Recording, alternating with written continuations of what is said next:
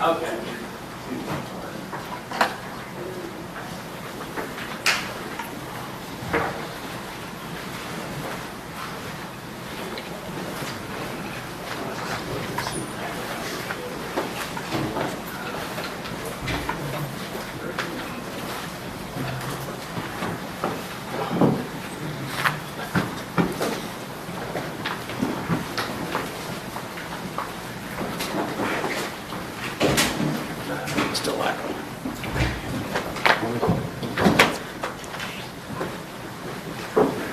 You're going to see it.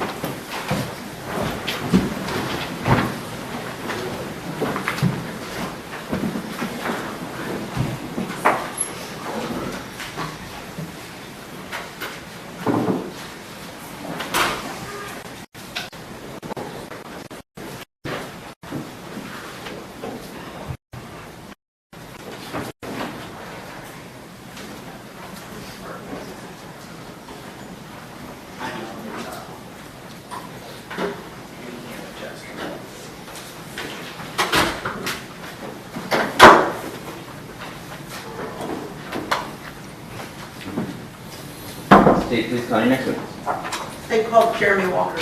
Jeremy Walker.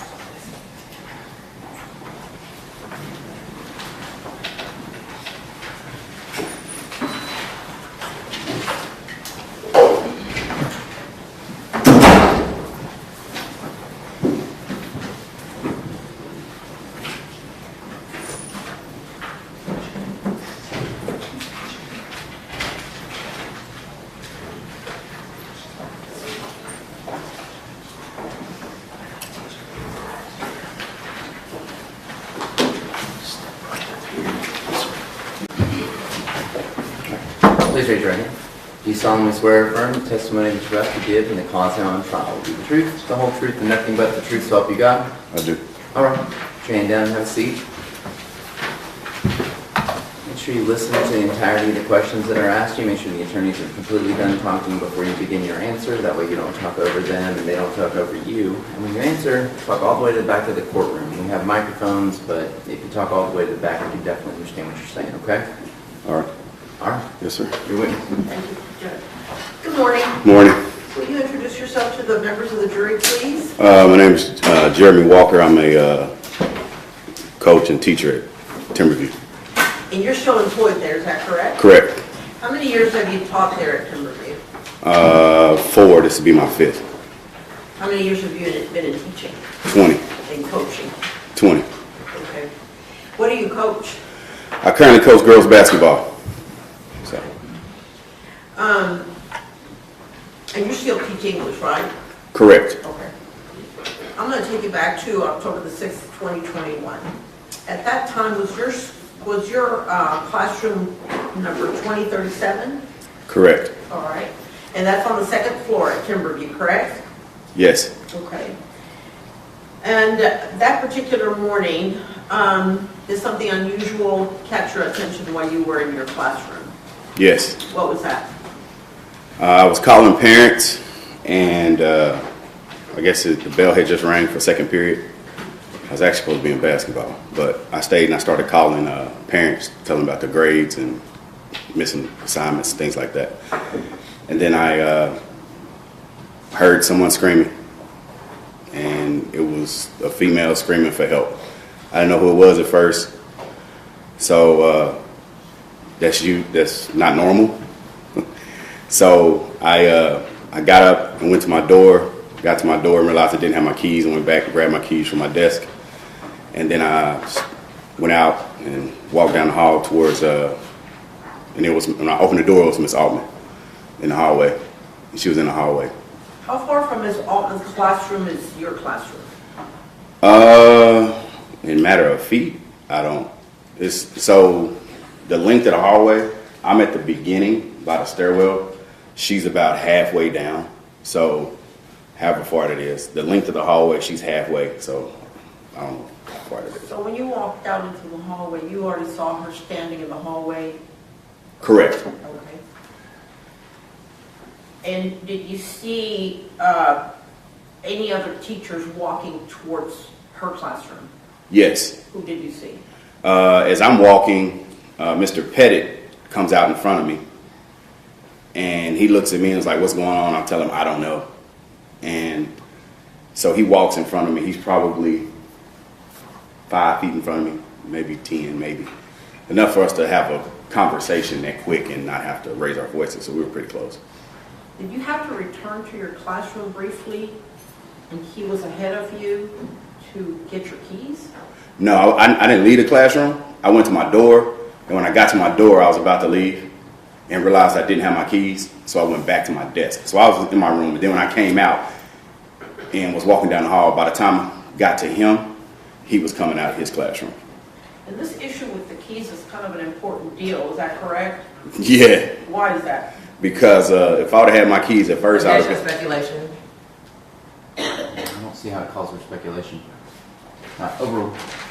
Answer question. If I hadn't gone back for my keys, I would have been in front of Pettit because I would have been out of the room before him, and I would have turned into the classroom first. If you had not had to go back to get your keys out of your doorway, it would have been you who entered the classroom instead of Mr. Pettit? Objection, speculation. I'm not sure about speculation, but that's definitely the way it was going was a leading question, so why don't you try a different one? I'm trying to clarify what you were explaining before about having to go back for your keys. Correct. Explain that a little further. So what I'm saying, so my desk to my room door is probably from me to that camera. And so I walked all the way over, realized I didn't have my keys. I started to go out the door, and then I walked back, and then I walked back out the door, to the door. So from going over, back and over, that time I would have got to the classroom before him. And we've had a conversation previously about who would have been first into the classroom, you or Mr. Pettit, is that correct? Correct. And if you had not returned for your keys, perhaps you would have been in the place that Mr. Pettit is in. Objection, speculation, and leading. She's clarifying what the witness said. Speculation is overruled. Leading, yes. All right, sustained. We did it. Do you have an opinion about whether or not you would have entered that classroom first if you had not returned for your keys? I think so. Like, So, do you hear gunshots? no, when I walk out, so I walk out and I'm walking down the hallway, and so Pettit's classroom is on my left. Miss Altman's classroom is on my right. Pettit is 2 doors down from Altman. Towards me, 2 doors towards me. So I'm walking right before I get to Pettit's room. He comes out and walks in front of me. And then he goes, the door is open like this because the door is open into the hallway. They don't open inside the classroom. So the hallway's on the right. The door's on the right and it's open like this. So I can only see the door. I can't see in the room. Pettit disappears behind the door in front of me. What happens next? It's a little girl standing right here looking into the classroom. And I asked her, I was like, what are y'all doing? Like, what's going on? Because I don't know. I can't see anything. Whatever is happening, Altman is in the hallway, and I can't see in the classroom. I don't see anything in the classroom. All I know is chaos in the hallway. And so some kids try to come out of Crochet's room. I was like, hey, y'all just go back. Just mind your business. Just go back. So I told them to go back because her room is right here. And so right before I was about to grab the door handle to pull it, the little girl's face changes. Because at first she was laughing. She was like, laughing. And then her face just completely changed. It just like went blank. And I was like, what's going on? And that's when I saw a couple people. I looked around the door and I saw a couple people run out of the classroom. And so, and right when I was about to grab it, boom, I took off back to where I came from. So Have you heard gunshots by the time you start running? the gunshots caused me to run. Okay. How many gunshots do you think you heard? Where I'm from, you hear one, that's enough. Okay. So the first one, and I took off. Now, at that point, my mind goes silent, so I'm just running. And Miss Delgado is back down the hall, and she's frozen on the wall, and I'm just like, run, and she don't move. So I run past her. I try to grab her. Sorry, Miss Delgado, I'm moving. So she stayed there. And I ran around the corner, and then I turned left down the ECHS hallway, and I started yelling shelter in place because it was gunshots. So as I'm running, I get past ECHS to the commons, the top of the commons, and I'm still yelling. And I see Gaither downstairs, Officer Gaither. He's an SRO. Who is Officer Gator? He's one of our SROs Okay. on campus, and I yelled down to him that he's shooting, shots fired, and he just kind of looked at me like, what? And I was like, shots fired, somebody shooting. And by that point, LaRue, other SRO, popped up behind me, and when he was standing there, he was like, where? And I actually said 21 hallway, which is the opposite end of the building. But then I pointed and was like, no, English. It's down in English. So he went back down. He actually went back down to ECHS hallway. And by that time, I realized I kind of realized it was people were shooting, and I was in the middle of the hallway. So I tried to find somewhere to go. By this time, are you down on the first floor? No, I never made it to the first floor. Okay. Did you try and shelter in place yourself? Yeah. Where did you go? What did you do? So I ran. Once I realized it was the middle of the hallway, it's not funny. I'm sorry, but as I got to the commons and then LaRue left, I was kind of breathing real hard because I'm old and fat, and I ain't ran that hard in a long time. So I realized I was standing in the hallway, and I needed to go somewhere. Well, my classroom is back where they were shooting, and I don't have any kids in my room because I'm supposed to be in basketball. So I didn't want to go back there. So I ran the opposite direction, and I ended up at the first door I come to is one of the associate principal offices or assistant principal offices. And I got to the door, and Miss Underwood was standing in the door. Our doors have the little glass windows. And she looked me dead in my face, closed the door, locked it, said, I'm sorry, and ran. Did she mouth, I'm sorry? Yeah. Because she didn't know what was going on. Objection to speculation and narrative. And so we'll, next question. Miss Underwood would not let you into her room? No, she would not. She's the secretary in the office for the principals, and she just closed the door and locked it. And so I was standing there, and then it took me a second to realize that I have a master key, so I just opened it behind her and closed the door and locked it, and then we sheltered in place together. So I tease her now because she locked me out, but it is what it is. Is that protocol? It is protocol. And that's why I wasn't mad at her. She did what she was supposed to do. She heard, because she has a radio, so she heard everything. And then she got up, and by the time I got to her, she had got up and locked in. She was in the process of locking her door and turning the lights out, and she left me in the hallway. I tease her now, but she did what she was supposed to do, and that's why I wasn't mad at her.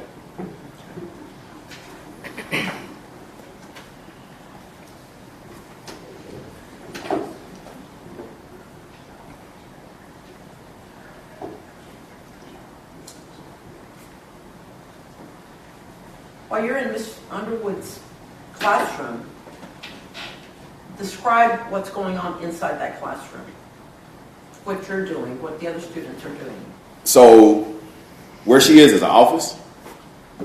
So it's not any students in the office. There are no office aides. It's just her. And the two APs who share the office, they weren't in there. And so it was just me and her. So once I got in, she was already, like I said, she had turned the lights out, which is protocol. And she was sitting, like hiding in the corner. And I just went and found her. I literally crawled on the floor and she was crying, so I heard her. So I just crawled over to her. And we both sat there and held hands, and we really cried together because we didn't know what was going on. And then I realized I was supposed to be in basketball and I couldn't tell my girls. And so in the gym, you don't always hear announcements because we're practicing. And then all I knew was a school shooting. So I couldn't tell them. And then I had left my phone on my desk in the classroom, so I couldn't call them. So now I was trying to sit there and try to figure out how to tell the girls, but I couldn't. So that was a little rough because I didn't know what was happening. Were you trying to reach your family?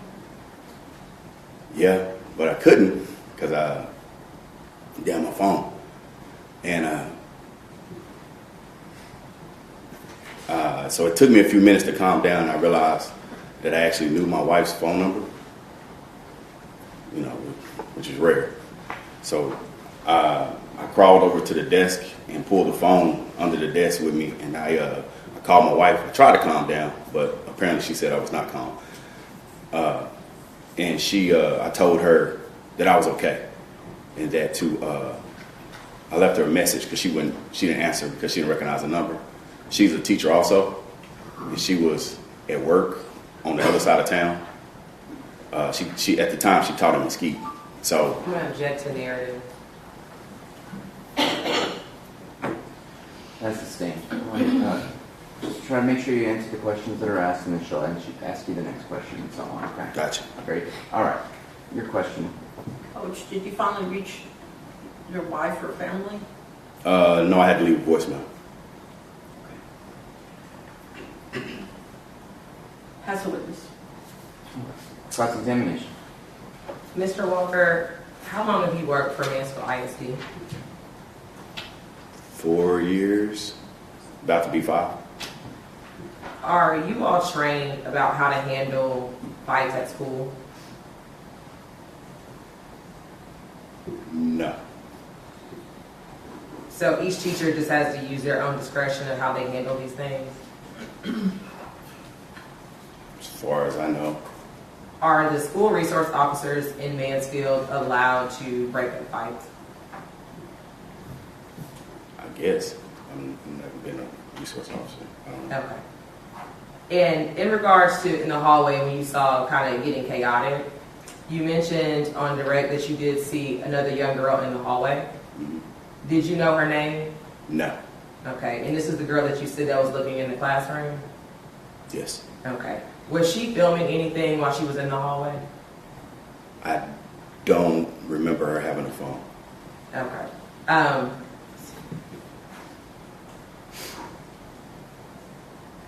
And when you saw Mrs. Altman in the hallway, did she ask you to do anything? No, she was not me specifically. She was just asking for help. She was screaming, "Help me, help me." And then she was just upset, and she was in the hallway, and then she was trying to direct her other students that were in the hallway. And which hallway did you initially say you were in when this happened? The English. Ooh, sorry. Turn that on. I got you. I'm into it. Sorry. Excuse me. I'm on 20. My room is 2037. So if you haven't seen Timberview, it's a hallway like this. It's a long hallway. It has classrooms on both sides, and then there's two cross-section hallways that go to the parallel hallway. It's almost like a like the letter capital H, but it has 2 cross hallways instead of 1. So I'm at the end of this hallway, and it goes all the way the length of the hallway. So I walk out of my classroom and walk down towards Miss Allman. So I passed the first cross section, and her hallway is at the second cross section. I mean, her classroom is at the second cross section. May I approach the witness, Your Honor? You may.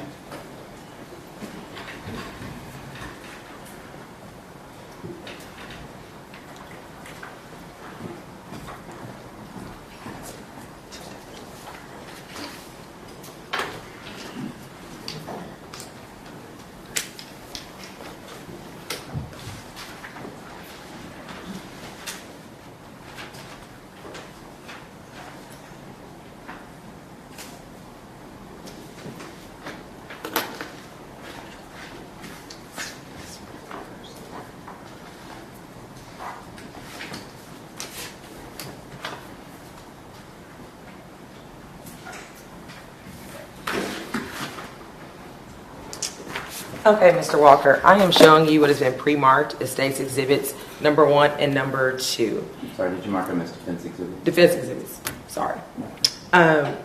In regards to the first exhibit, can you tell me what that is? It's a map of the school, first floor.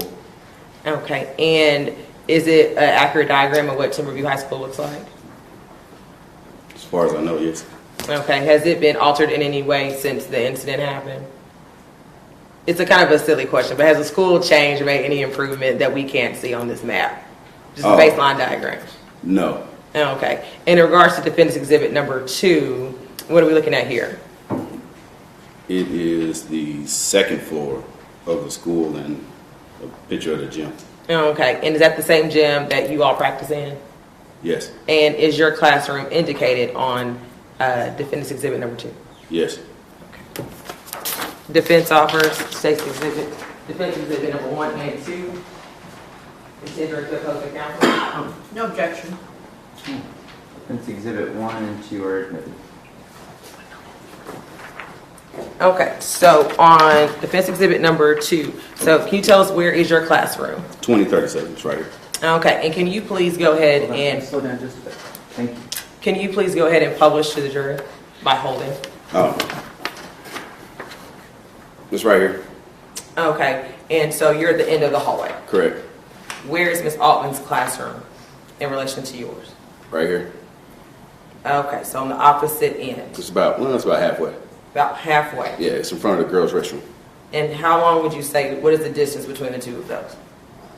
That's what I said earlier. I don't know how long it is in feet. I mean, I don't know how long the hallway is. So. In your initial report, do you recall, thank you for that, sir. Do you recall when you first talked to the detectives about this case, where you stated that you were located? Ask it again. When you first talked to the detectives about this case, do you remember where you told them you were when this incident happened? What hallway were you in? Yeah. Okay. Yes. Which hallway were you in? The English hall. Okay, on which end? When it started at the beginning, Yes. in my classroom. Okay, and so how were you able to see what was going on in her classroom? I just said I never saw in the classroom. I came out of the door, walked down the hallway, and before I actually looked in the classroom, there was a shot. And so I never actually got in the classroom. In the initial report, when you first talked to the officers, did you state that you were in hallway 21, the 21 wing versus to the 22 wing? No. When I said when I was running and Officer LaRue came up, I told him the wrong hallway. I was like, hey, it's 2100. Then I pointed at the English hallway. I said, no, it's the English hallway because 2100 is math. Yeah, Oh, talking to that? because 2100 is what? Math. Yeah, just slow down when you're talking. Your words start to go so fast. Sorry. That's it. Ask your next question. Okay, so you told the resource officer to go to the 21 wing, which is the math wing. Originally, yes. Okay, and did you say that just out of panic and fear at that time? I was confused. I just said the wrong number. And then I corrected it and was like, no, English. Okay. And just to clarify, you didn't see any commotion actually in Mrs. Altman's classroom. You just heard the yelling. Correct. Okay. And did you see any students in the hallways recording? Not that I can remember. Like in the hallway, Yes. like I said, a kid tried to come out.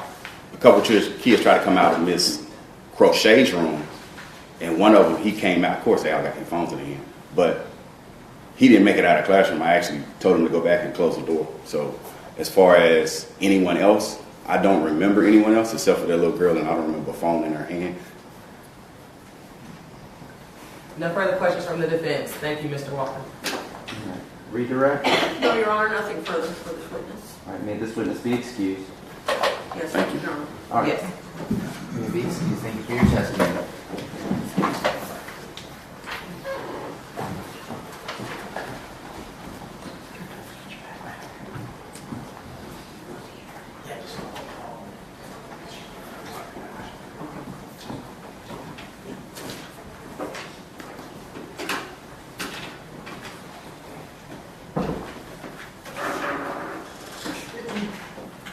Please call your next witness. Still called Jason Fernandez. Jason Fernandez.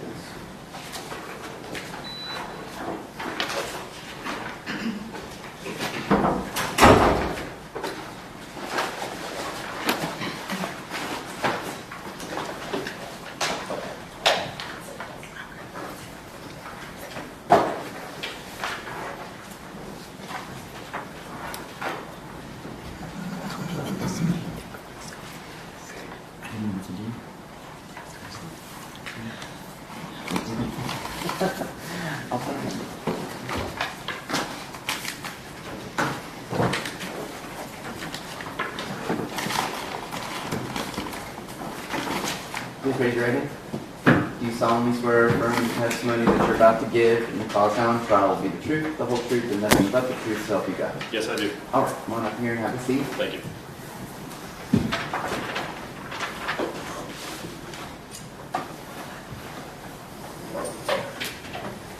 As you're answering questions, make sure that you answer all the way to the back of the room loudly. Don't let slow you down, and make sure that we understand. Okay? Yes, sir. All right. State your witness. You ready? Yes. Can you introduce yourself to the jury and tell them how you were employed? My name is Jason Fernandez, Fernandes. I work for the City of Arlington Police Department as a crime scene investigator. All right, hold on. So when you spell and do things like that, you're talking so fast. Talk all the way back, okay? Don't talk into that thing. Sit back and talk to the back of the courtroom. That'll slow you down. Go Yes, ahead. How long have you been with Arlington? 13 years, How long have you been doing crime scene? 24 years. What did you do before you went to crime scene? Worked as a records clerk. You helped do a search in relationship to this case, is that right? Yes. Where'd you go? 3030 Claremont Drive, apartment 1109. You said 1109? Yes. For our purposes, you ended up searching one of the bedrooms, is that right? I collected items from the bedrooms. I did not search it. I understand. And, may I approach the witness, Judge?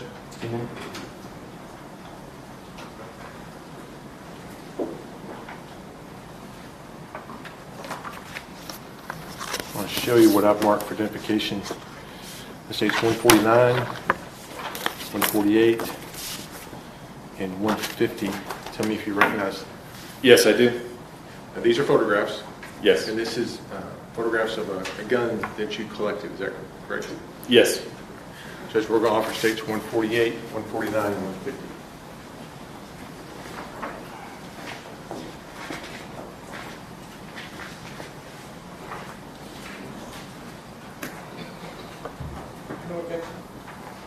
States 148 through 150 are admitted.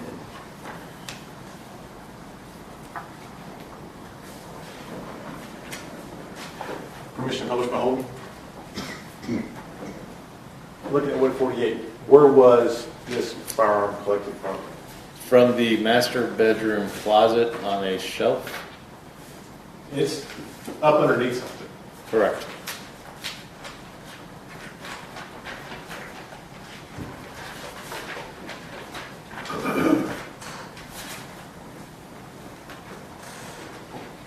We're looking at states 149, you removed, or whatever was set on top of it, removed it, so you get a better picture of it. Is that correct? Correct.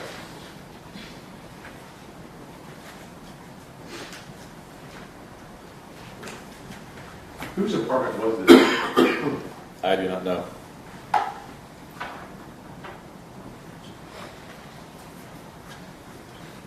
And for the jury's benefit, and looking at states 150, what are we looking at?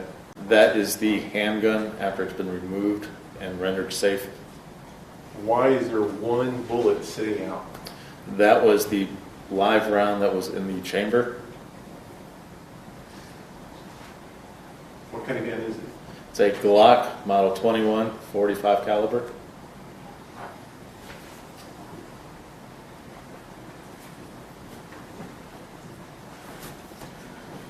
Now, you also found another magazine that goes, another Glock magazine, is that correct? Correct. And when I talk about magazine, for those who don't know anything about guns, this is a magazine. Yes. Where was that other magazine found? In the same bedroom on the dresser. And was it loaded? Yes.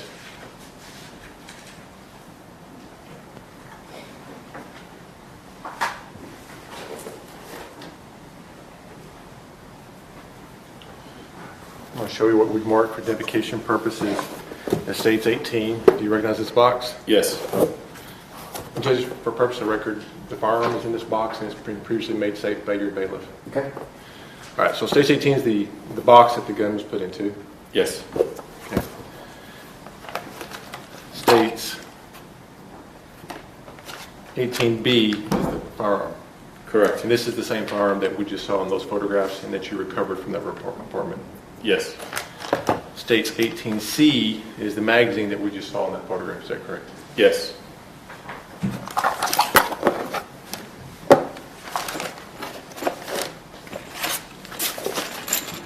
$18D is a, I'm sorry. 18D is exemplars from the Tarrant County Medical Examiner's Office. Is that correct? Yes. You didn't place those there. Those come from the ballistics expert who did some test firing. Correct. Okay. Judge, we are going to offer states 18 for the record only. And we're going to offer states 18B and 18C for all purposes and 18D for the record only. Hold on.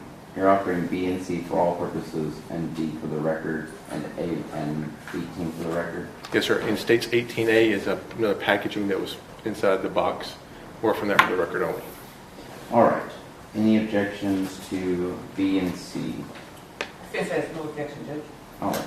Those be admitted.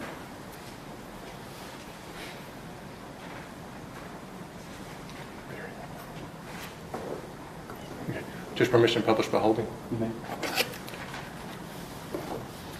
Okay. So this is the Glock that you were referring to earlier that you found. Yes. And this is the magazine that goes with it. Yes. We have the ammo, but it's in another package. Is that right? Yes.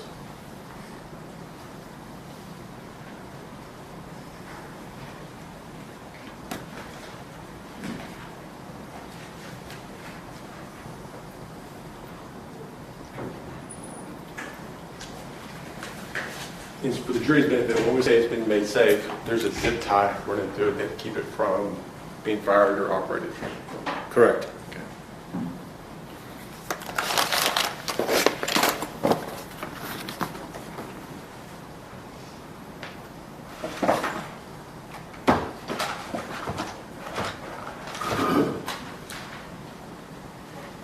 Hey, just 1 second, Judge. You may.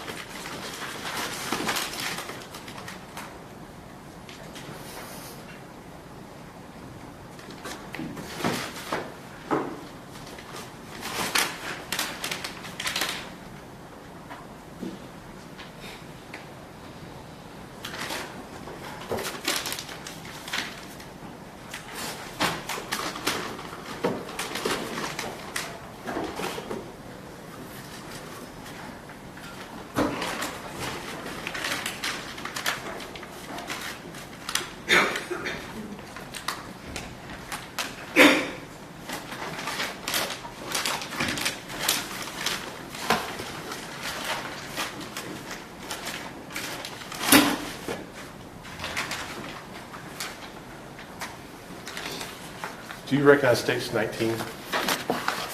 Yes. What is it? It's the 8 rounds of ammunition that were removed from the handgun.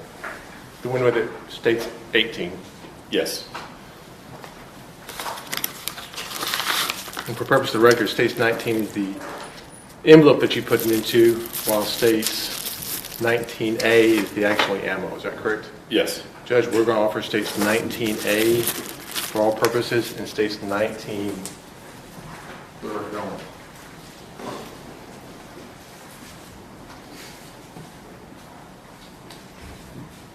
Okay. States 19 is admitted to the record. States 19A is admitted.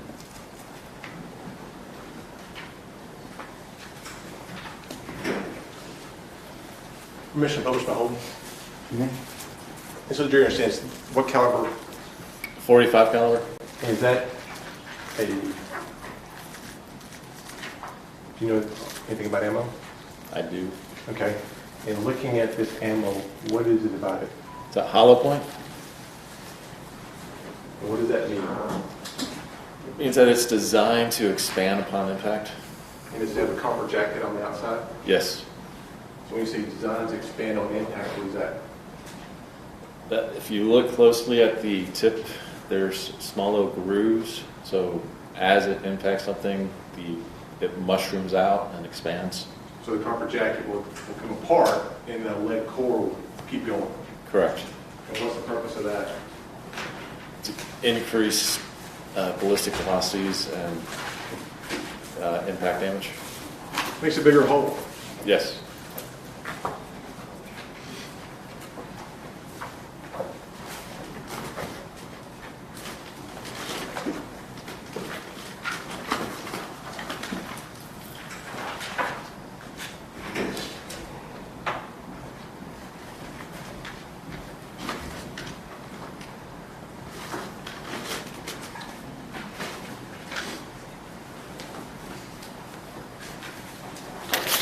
I'm showing you now what we've marked for identification purposes, stage 20. Do you recognize this? Yes. What is it? This is the magazine, the Glock 45 magazine that was collected from the dresser.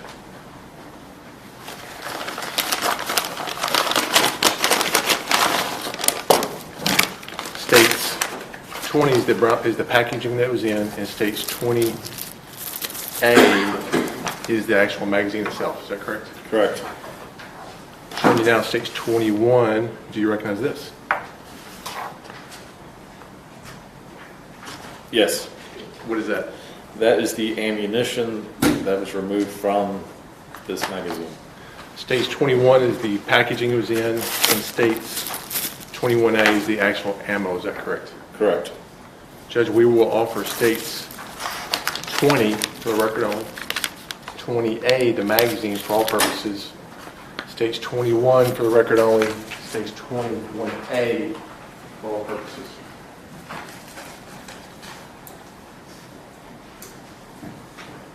Any objections to 20A or 21A? Okay. 20A and 21A are admitted.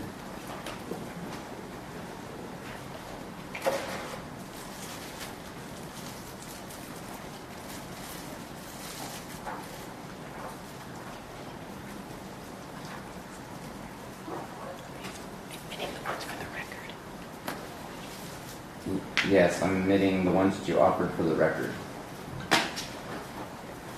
Permission to publish by holding? You know. Looking at the ammo that was found, I'm going to use the term spare magazine. Is that hollow point or what kind of ammo is it? That is considered ball. What's the difference between that and the hollow point? That is a solid core. It'll make a hole, but just won't expand like the hollow point. Correct. How many rounds were in the spare magazine? 9. How many were in the gun? 7 in the magazine and 1 in the chamber. So a total of 8, Correct. total of 17. Correct. How many will that magazine that was in the handgun, how many will it hold? 13. So you had, how many here? 7 plus 1. Plus 1, so a total of 8, and it'll hold a 13. Correct. The spare magazine, how many will it hold? 10. And how many were in? 9.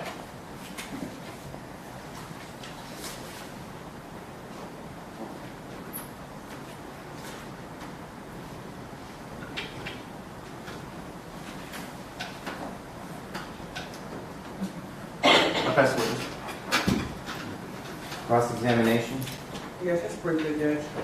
So, Officer Fernandez, you were told by which detective to go to 3030 Fairmont, My sergeant told me to respond to assist the detectives. and who's that sergeant? Sergeant McGee, So you get a call, are you at the PD or you somewhere else on another call or whatever? at the time that she told me to go to the apartment, I was at the station. You go from the station to the apartment, officers are already there? The officers, detectives, yes. And so your job was to go photograph, Photograph, collect evidence, collect, you get the gun, and a clip on a nightstand, yes. correct? So just from your testimony here, your role, you don't know how many clips are taken to Timberview High School, do you? No, So the one you found in the bedroom could have been left at 3030 Fairmont, correct? could have. So once your role at collecting the evidence is over, what do you do next? In this particular case, after collection, I bring it back to the station. I did additional documentation, and then the items were turned over to another CSI. Which CSI was it turned over to? Newquist? Excuse me? Newquist? And so he has a different role than what you played? You collected, you turned it over to him, and what's his duties and responsibilities? They or she then packaged and processed. And so once they're packaged and processed, are they taken somewhere or are they kept in Arlington evidence lockers? They are turned into our property and evidence division. What other questions? Any redirect? No, sir. All right. Thank you for your testimony. Maybe he'd be excused. For today, You might need him. yes, sir. Okay. Then you're excused until you're asked to come back. Thanks, sir. All right. Thank you.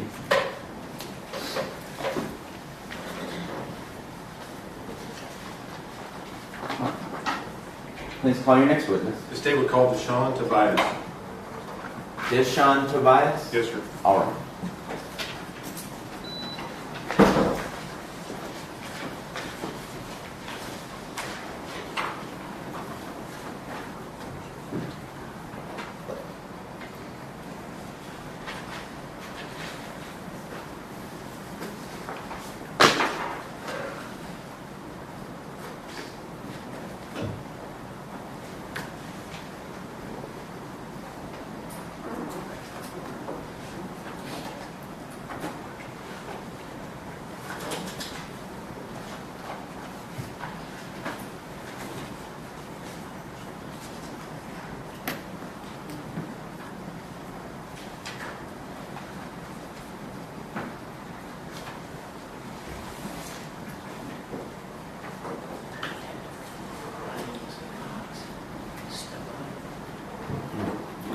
Mr. Tobias, please raise your right hand.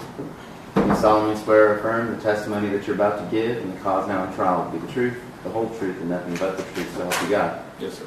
All right, have a seat here.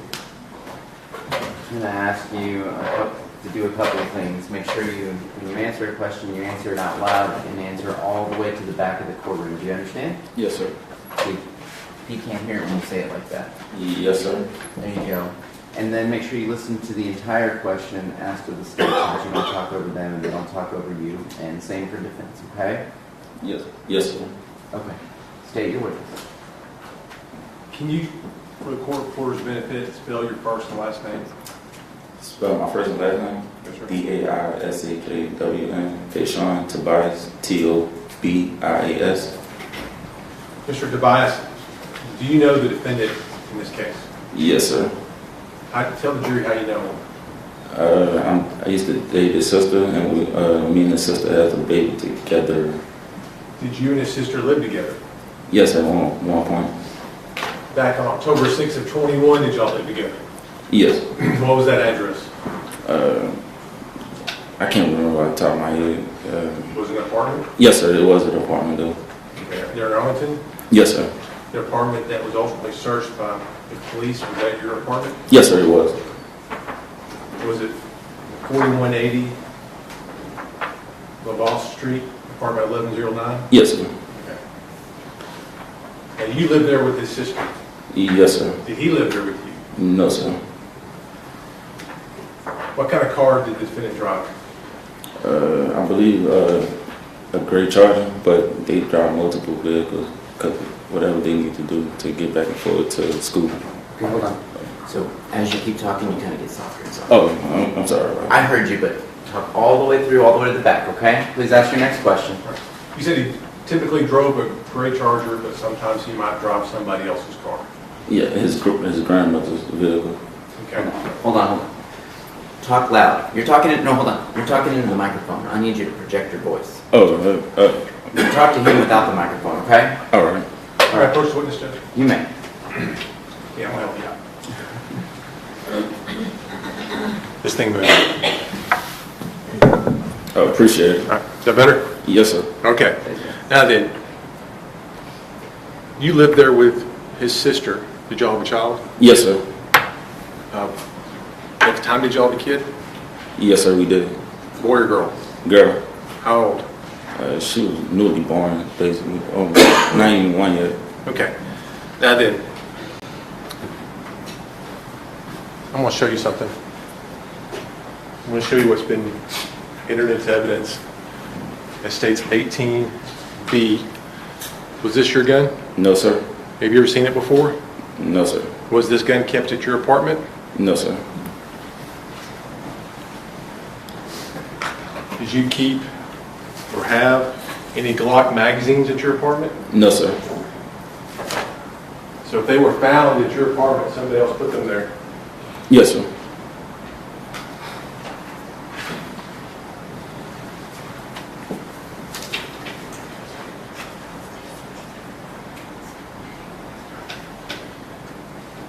And you're aware that the police searched your apartment the day of the shooting, Yes, sir. and that's where they found that gun. Yes, sir. That's what. Well, they didn't tell me what they found in there, but whatever they found. They searched your apartment the day of the shooting. Yes, sir. Yeah. You know that. Yeah, I know that. Because I had to take off work to actually come and let them in before they broke down the door. And whatever they pulled out that day is what they found. Yeah. I also had firearms too, so I didn't know what firearms they was. I thought it was just mine. Okay. They returned you yours. Yes, sir, they did. That Glock's not one of yours. No, it's not. And you saw the defendant's Charger at your apartment. Yes, sir. The gray Charger. Yes, sir. And was it normally parked there? No. He didn't live with you. No. He didn't live in the same apartment complex. No, sir. Where did he live? With his grandmother And where was that? in Mansfield. Past witness. Cross-examination. Good morning, Deshawn. Good morning, ma'am. When this incident happened, you were at work, correct? Yes, ma'am. How far do you work from where you live? I'm really like mobile, so wherever my jobs is at the moment. And so I was really like almost 2 hours out. And you and Raven live together, correct? Yes, ma'am. And when you got there, Raven was there, correct? No. Did the doorbell ring that day? No. Okay, so when you came back home, was Raven there? Yeah, I met her in the parking lot. Okay, and Raven is Tim's sister, correct? Yes, So Raven could have let him in, correct? maybe. I don't know what she was that day. And Tim doesn't have a key to your house, correct? I leave the key. So I had a dog. So I leave my key on the back porch because I let people house sit in my house and let my dog out so he won't use the bathroom inside the house. Because sometimes Raven do leave and go by her grandmother's house during the day so she can have an assistant with the baby at the time.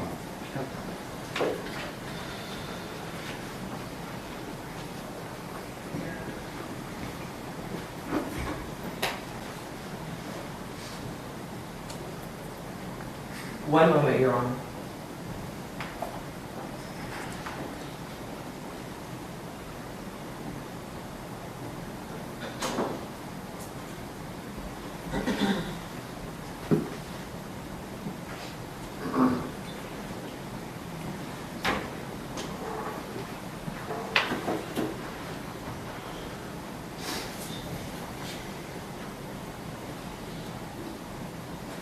Was Raven at home when you went to work that morning? Yes. Yes, ma'am. Does Raven have a car? No, ma'am. And you would agree with me that if Raven needs to go somewhere and you're not around, it's either Miss Lily or it's Tim that picks her up, correct? Yes, ma'am. No further questions. Okay. Any redirect? No, sir. May this witness be excused? Subject to recall. Okay. No objection from the defense. All right, you are released. If you get a call to come back, you'll have to come on back, okay? Hopefully that won't happen, but if it is, we'll see you then. Thank you.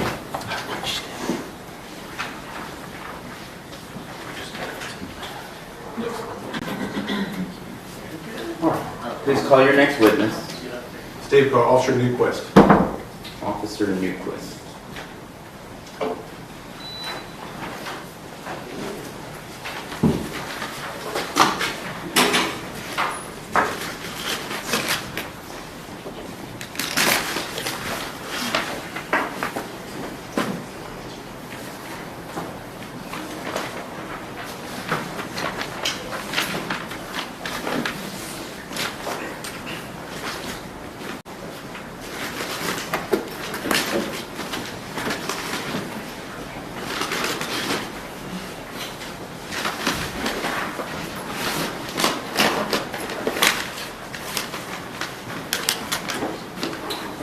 Please raise your right hand.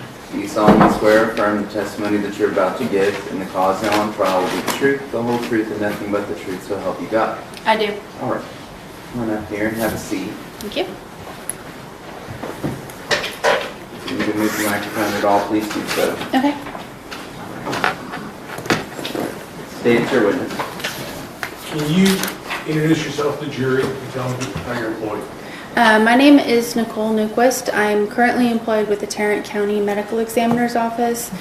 Prior to that, I was actually working for the Arlington Crime Scene Department. Can you speak up just a little bit? I'm sorry.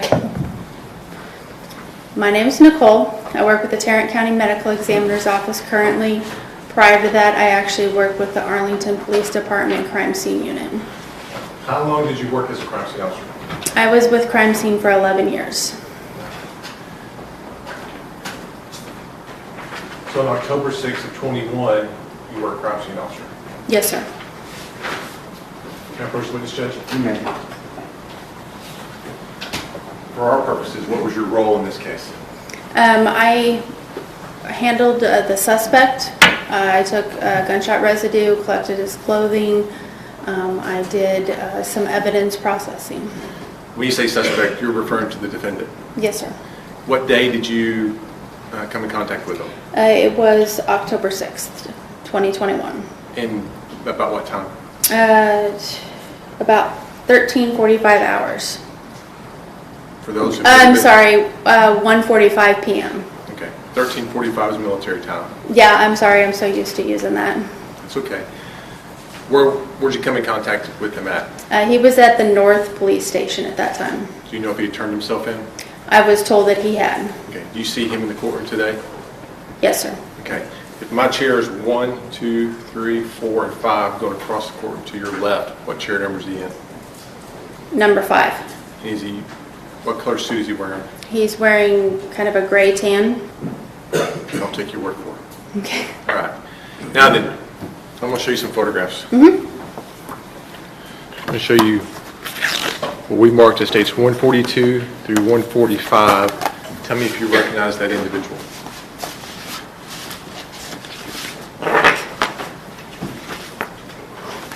I do. Okay. What was the purpose of you taking photographs? To document who the individual was, and so that I knew if I ever had to come testify that I could put a face with the evidence that I collected. Does it also document any injuries he has or does not have? Yes. Do these pictures that we just identified fairly accurate show the way he looked on October the 6th? Yes. Judge, we're going to offer states 142 through 145 inclusive.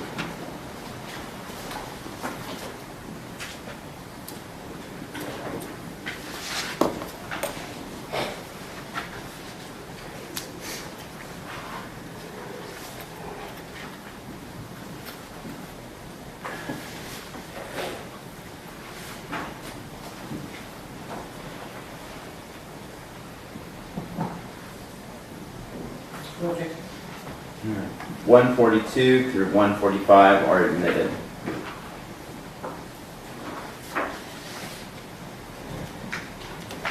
Permission to publish by holding. You may.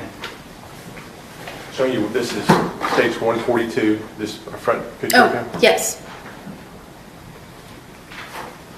Did you see any visible injuries on his face or head? He had a little contusion on the upper right side of his head, but that was it.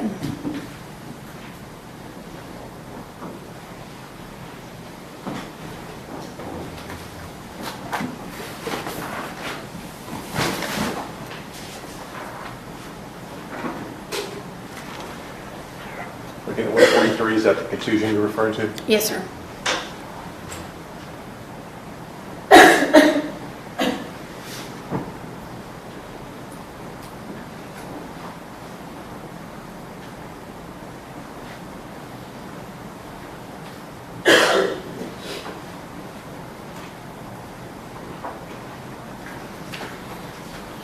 What else did you do With him or with the case in general? with him? With him, I collected gunshot residue samples. All right. Somebody may have seen that on TV, but tell us what that is and what that means for you. What it is we do 3 little stubs, one for each hand and one across the nose and cheeks. And it's got it's kind of like a little stamper that has got a sticky end to it. And what we do is we stick it along the skin and it collects any gunshot particles that may have been remaining from firing a firearm. Is there any particular place on the hand that you want to run the GSR on? We focus on the areas that are going to be closest to the gun, so like in the crook of a hand, along the back of the hand, the palm of the hand, and along the wrists. I'll show you. We marked as 18B. So the way you described it, if I'm holding a handgun, you want to run along the crook the gun would be. Correct. And along the wrist. Yeah, because it may blow back into that area. Because when the slide comes all the way back, you can get that on your wrist. Correct.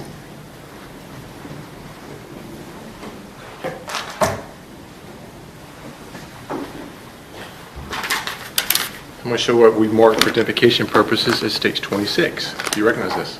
I do. What is it? This is the bag that I packaged the gunshot residue samples in. Now then, we see some red, I'm going to call it tape on there. That's y'all's. Yes, the red's ours. Because it says Arlington Police Department, right? Correct. And we see some yellow tape on there. Yes, sir. And whose is that? That would be the company that processed it. In this case, it would be the Tarrant County Medical Examiner's Office that processed it. And we know that too because it says Tarrant County Medical Examiner on there. Is that correct? Yes, sir. So you package it, you seal it, it goes to a crime lab, they would then open it, do whatever testing they're going to do, and then reseal it with the yellow tape. Yes, sir. Okay.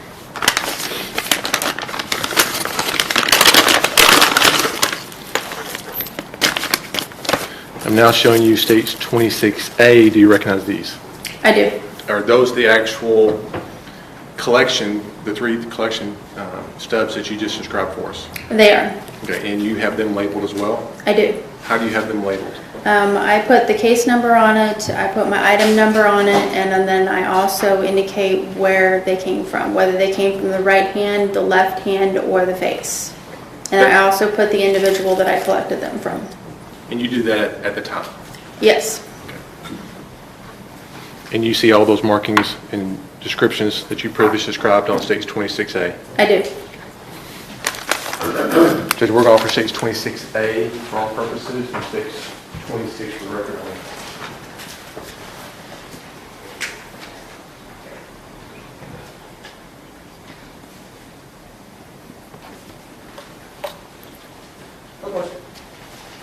Okay.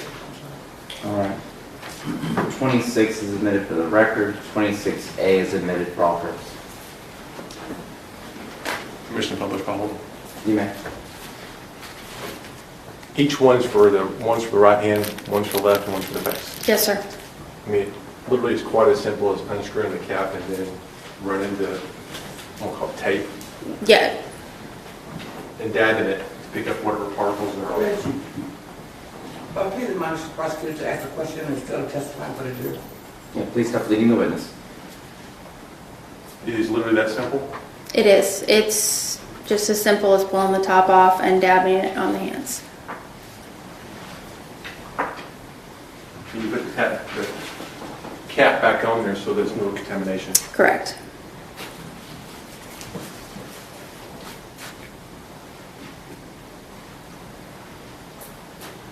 You did other things in this case, like assist with packaging and things like that, is that correct? Correct. But for what we're concerned about right now is just the GSR. Correct.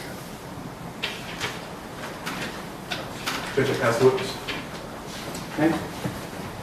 Cross-examination. Thank you.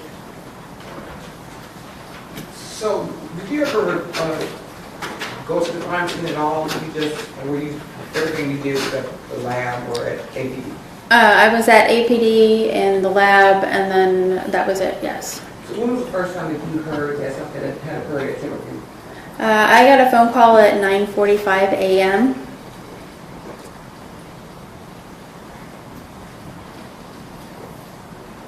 So you got the call at 9:45. What was the first thing you did after receiving that call? I was at home at the time, so the first thing I did was get ready for work and report to work. And during your time at work, you said at 13:45 hours, correct? Yes. At what time did you learn that Timothy had turned himself in? It would have been at 13:45 hours. So, no man, did you know that his mom arranged for him to turn himself in? I did not. And so you went to take pictures of Tim, correct? I did. And you said earlier, you talked about he had a contusion on his temple, right? Yes. Define contusion. Contusion is basically like a bruise. Okay. But it involves injury, blood capillaries are torn, correct? Yes. So would you say that somebody getting stomped on the head causing a contusion could cause a contusion, right? It could possibly. And would you agree that stomping somebody in the head could cause death or serious bodily injury? I'm checking it calls for speculation. It's overruled. You may answer. Yes. And at any time after you photographed him, was the jail staff alerted that he needed to see anybody for injury? I don't know.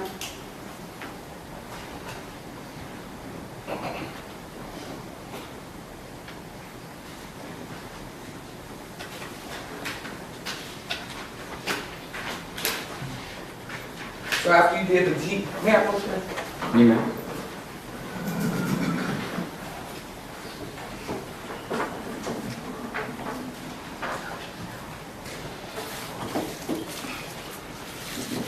So it's been marked as State's Exhibit 26A.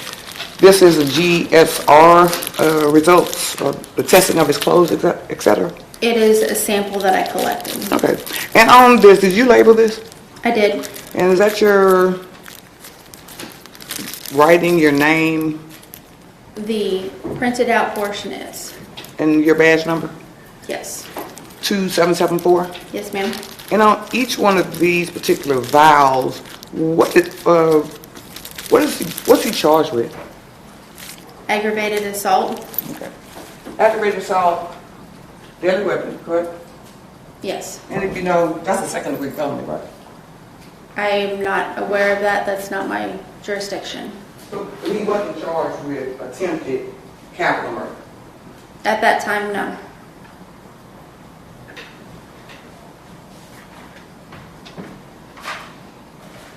So once you collected that, made the labels with aggravated assault on it, where did you take those items? What did you put those items? Once I collected them, I put them in the brown paper bags, sealed them up, and secured them in our locker until I submitted them to our property department.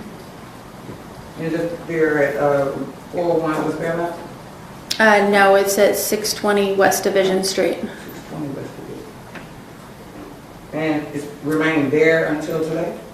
It remained there until the detective requested that it be submitted to the lab, in which case it was transported to the lab. And which lab would that be? At the Tarrant County Medical Examiner's Office.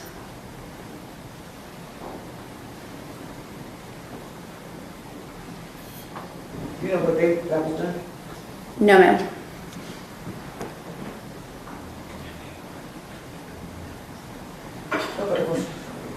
Redirect? Yes, sir. Once you package those stubs, you put them in your evidence locker, Yes, sir. secured area, Yes. nobody else can get into it. Nope. I can't walk back there and just pull stuff off even if I wanted to. No. Okay. This council was asking a question about what offense you put on your documentation. At 1:45 on October 6th, how many victims were you aware of? To be honest, I don't remember how many victims had been involved in it. I knew there were multiple victims. And is it your decision as to what offense somebody's charged with? No, I usually go with the first offense that I'm told when it originally occurs, and sometimes it changes later on. Because the grand jury in this office makes decisions on what someone should be charged with. Correct. The grand jury approves it, and they indict somebody for that offense. Correct. That's what. Just do you recall who the lead detective is on this case? Give me just a second.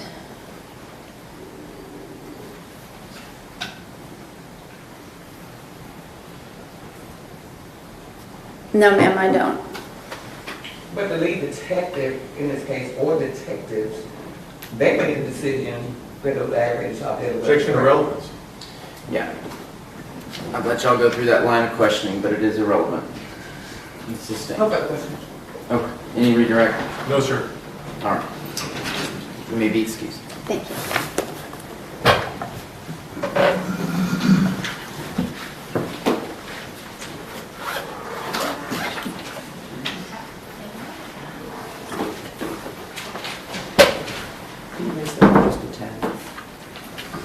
Just a touch. All right, please call your next witness. No. Okay, that's fine. It is what it is. They don't go. It's okay. It's all right. Yeah, I won't move. Judge, I need a moment to see if my next witness is here. May we take a short break? Sure. Let's go ahead and take our morning break, about 10 minutes. All rise.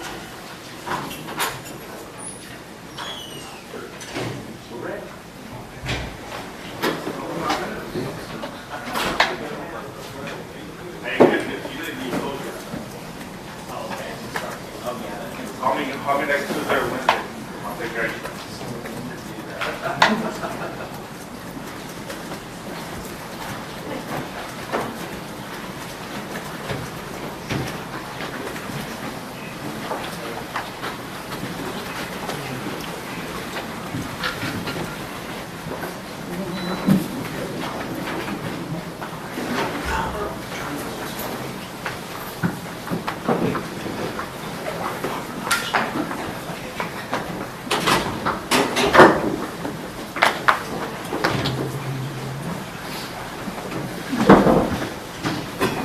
me see it. State, please call your next witness.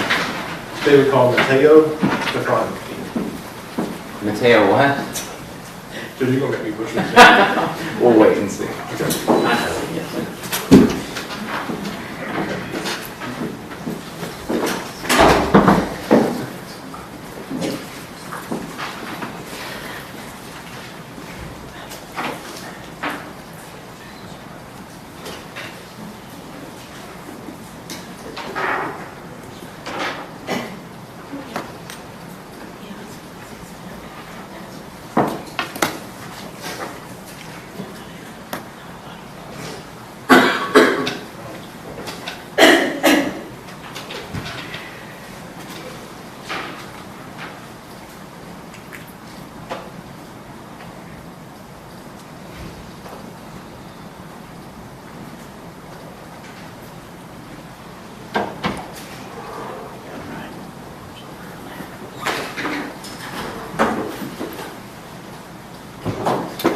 Please raise your right hand. Do you solemnly swear or affirm the testimony that you're about to give in the cause now on trial will be the truth, the whole truth, and nothing but the truth, so help you God? I do. All right, have a seat here. Would you please say and then spell your first and last name? Spell it slowly, please. My name is Matteo Serfontaine, spelled Mateo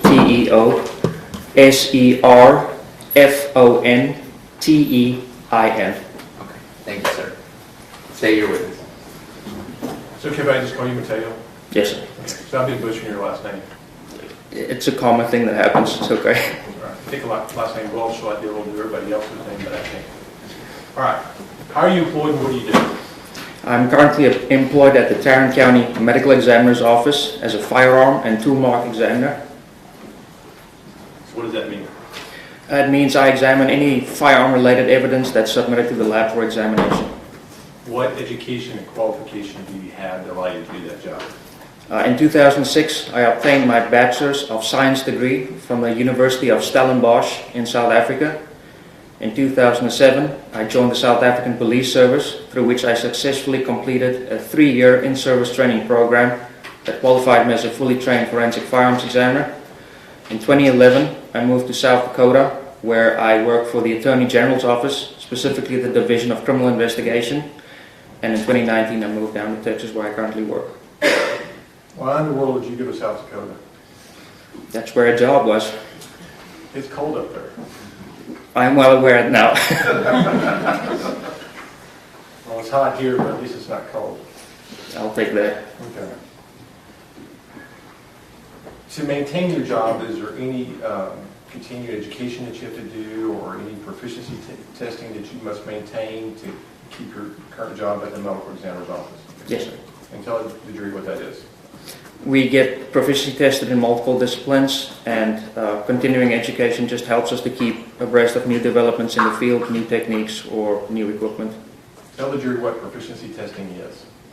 Proficiency testing is where they see if you're still proficient or competent in doing the examinations that we provide. And how do they do that? We usually use a vendor, an outside vendor that submits tests to a bunch of labs, and then we complete the test and we send the answers back to them, and then they'll let us know if you pass or fail. They basically send you what is the known answers to them. They'll send you the gun or the shell case more than they need, let you test it and examine it, and then you send in the answer and they'll compare your answer to what they know the answer should be. Correct. And if you did well and passed, you get to keep your job. If you don't get to keep your job. Something like that, yeah.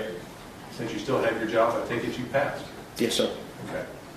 Now then, the Tarrant County Medical Examiner's Office in the firearms section, do they have any certifications through the Texas Forensic Science Commission? Well, the crime lab at the Tarrant County Medical Examiner's Office is accredited by ANAB and by the Texas Forensic Science Commission. And the day that you did the testing, or in this case, they certainly had that certification as well, is that correct? Yes.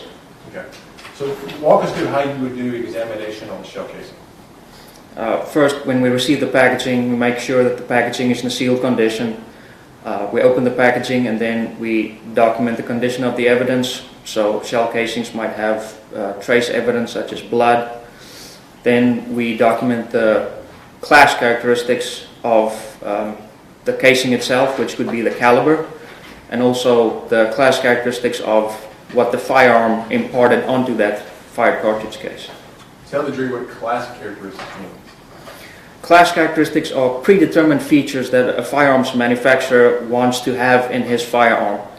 These include types of machining or just distinct features. For example, the firing pin aperture, which is a hole cut in the slide of the pistol through which the firing pin moves, can be circular, teardrop shaped, or rectangular. Caliber is also a class characteristic, so we evaluate those, and then if class characteristics are different, we can immediately conclude that it's two different firearms. If the class characteristics are the same, then we have to look at the individual or unique characteristics to see if it was fired in this specific firearm. How does a mass-produced firearm have individual characteristics? Individual characteristics happens incidental during the manufacturing process, unlike the class characteristics, which are predetermined and measurable. This is due to the fact that metals are not homogeneous. There's impurities in it. There could be bubbles in the metal. The tool as well has imperfections on the edge of it. So as the tool is moving over the piece, be it a slide or any component of the firearm, those marks are unpredictable and they change all the time. They become individual to that particular firearm? Yes, sir. Okay. What did you examine in this case?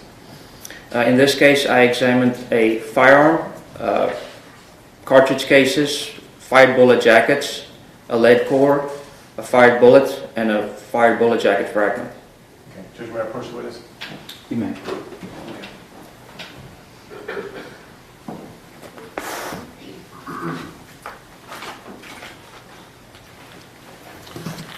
I'm going to show you what we've admitted. It states 18B. Do you recognize this firearm?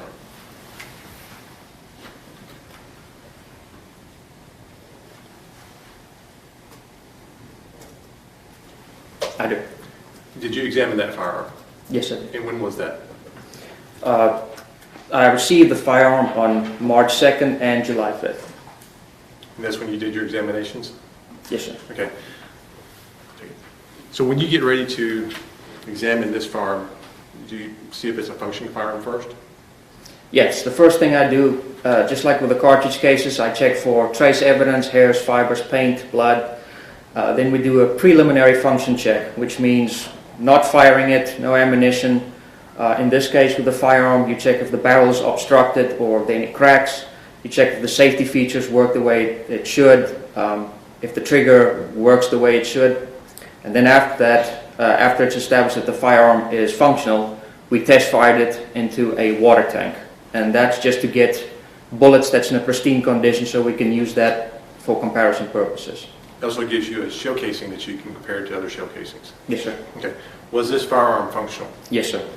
Now then, since I take it you fired this gun, can you walk us through the process of how you go back if you want to fire this gun? What would you have to do? If I have it at the lab now? At the lab, anywhere. What's the process? So this firearm came with a magazine. I loaded 2 cartridges in the magazine, inserted it into the firearm, pointed the firearm into the shooting tank, pulled the slide back and released it so that a cartridge from the magazine is fed into the firearm. I squeezed the trigger, it discharged, it extracted and ejected the fired cartridge case and fed a new cartridge from the magazine into the firearm. And I repeated the process, and that showed that the firearm functions the way it was designed. You also talked about safety features. Is there any safety features particular to a Glock? Yes. What are they? There are a few safety features. The first one is a trigger block, which is connected to the trigger. It prevents inadvertent movement of the trigger rearwards. The second feature is a firing pin block, which is inside of the slide. The firing pin is what's released and hits the back of a cartridge to detonate it and discharge the bullet. The firing pin block prohibits the firing pin from moving and hitting the cartridge. Then there's also a disconnect safety. That safety is twofold. It prevents the firearm from firing in full automatic or firing when it's out of battery. Out of battery means when the slide is not locked forward, and it prevents the buildup of gases towards the back and could potentially blow up the gun or injure the shooter. And then the last safety is the Glock drop action safety, which is a safety design that the manufacturers put in the firearm to make sure that it doesn't discharge when you drop it. If I use the term trigger pull, would that mean anything to you? Yes. What does trigger pull mean? An amount of force needed to release the firing pin to fire. Okay. If I use the term double action only or double action, does that mean anything to you? Yes. What do those two terms mean? So you get two types of actions regarding pistols. Generally, you get single action and double action. Single action is when you have to manually cock the hammer of a firearm. So for example, the cowboy movies where you see them pulling the hammer back and shooting like that, that's single action. Double action is when you pull the trigger and it cocks the hammer and releases it in one movement. Which one is this one? We describe it as a double action, but it's more like a hybrid action because the firing pin is partially pushed back and then release, and not just release as in the single action. Okay. Is there anything about the length of trigger pull in the Glock when you first begin to pull it? Yeah, I mean, you have a small, what we call creep, until it reaches the point where if you pull it any further, it will discharge. Okay. Permission to publish, Judge? Man. All right. You see this area right here? Yes, sir. Okay, that little button right on top of the trigger, what is that? That's the trigger safety. Okay, what does that mean? That is to prevent the inadvertent rearward movement of the trigger unless that safety is depressed. So when I begin, first I put enough pressure to even get past that trigger safety. There's not a lot of pressure just to move it back, but yes. But then you then continue to pull the trigger. You have to deactivate that to pull the trigger all the way rearward, yes. Okay, and so what is the trigger pull weight of this firearm? It was between 5.3 and 5.8 pounds. Okay. And then for it to continue to fire again, do I have to let off the trigger? Yes. I mean, you said it's not fully auto, so I can't just pull the trigger back one time and it's going to keep firing. No.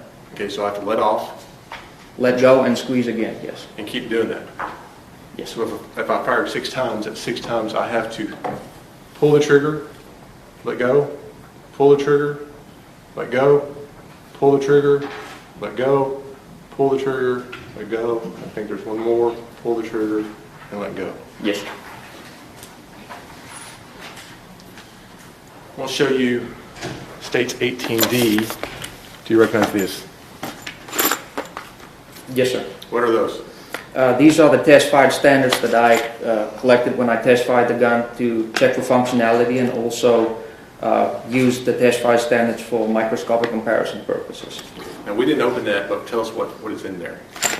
In this envelope are 4 bullets and 4 cartridge cases. Okay, when you say, for laymen, when they think of bullet, they think of a whole bullet. Is that what you're talking about, or you're talking about just the projectile itself? No. So a cartridge, also known as ammunition, consists of a case, a primer, the powder, and the bullet. When I talk about the bullet is the projectile that leaves the barrel and hits the target. The cartridge case is what's ejected after it was fired. So those are your test fires that you use to compare to everything else. Yes, sir. Now, you said you use a microscope to do it. Yes, sir. You don't just pick up and look with the naked eye and say, hey, these two things match. You actually get them under a microscope and compare them. Yes, sir. Okay.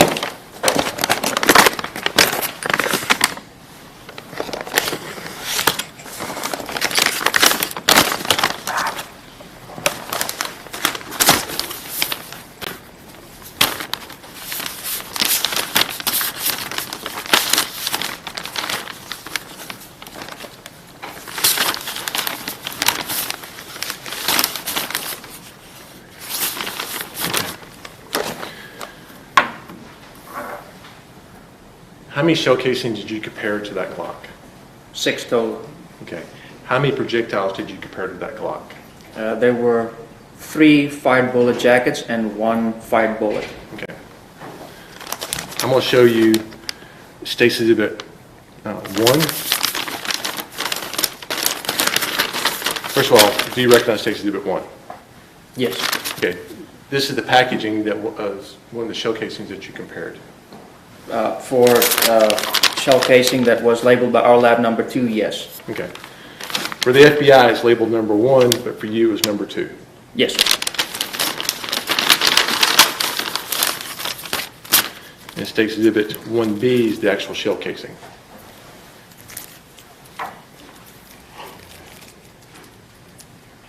Yes, sir. Okay.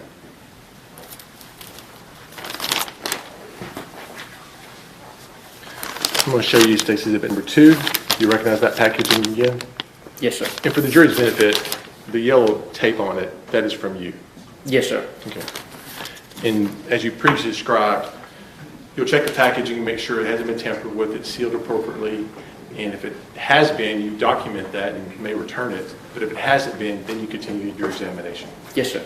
And all these items that we'll be talking about, that's the process you went through, and everything was sealed appropriately and was labeled correctly, and you proceeded with your testing. Yes, sir. Okay.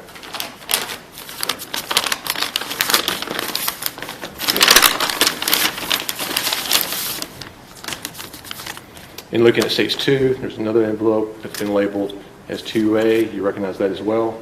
Yes, sir.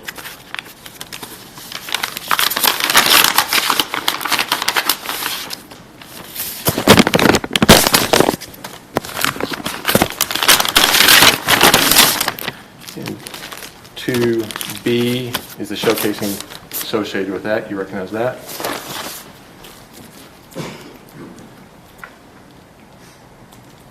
Yes, sir.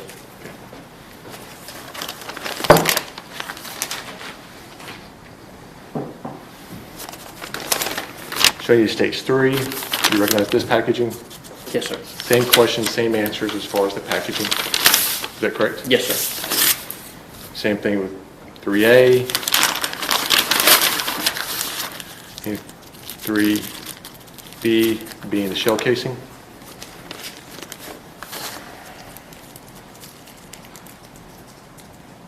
Yes, sir.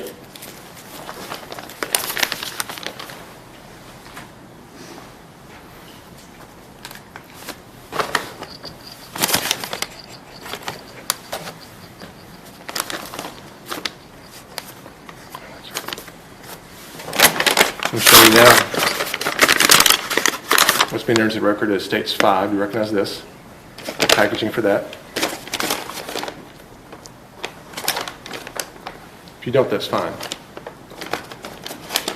Yeah, usually with the packaging that we receive, we have our own label on it. I don't see our label on this or me resealing this package. So. Okay, that's okay. Let me show you something.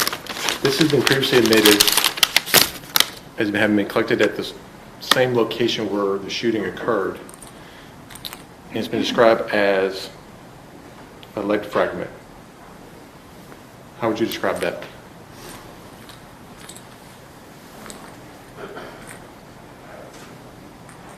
It appears to be multiple lead fragments, yes. Would that prevent you from being able to do any testing and determine what firearm fired these lead fragments? If these lead fragments are from a jacketed bullet, then there's nothing I can do with them.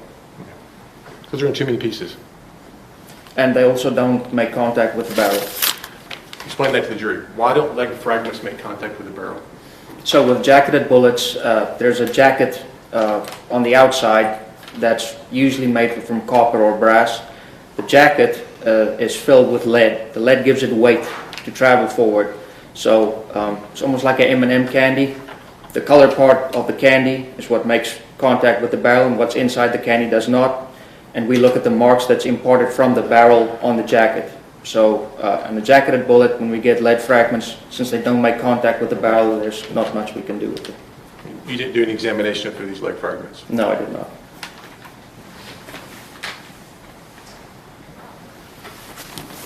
I'll show you State's Exhibit 6. Do you recognize this one? Yes. We see your yellow tape on it. Yeah.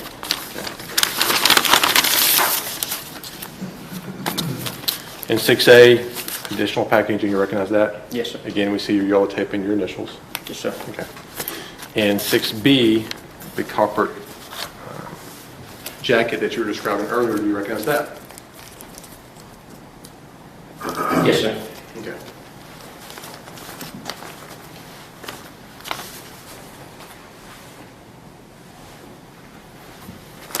Now I'm going to show you state 7, 7A, and 7B. Now then, we do see your yellow tape on this packaging. Is that Yes, correct? Do you recognize state 7B?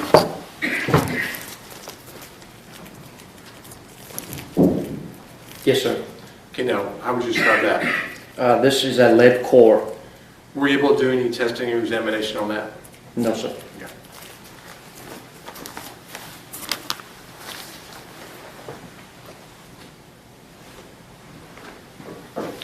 Show you states 8. Again, you recognize your yellow tape? Yes, sir. Okay.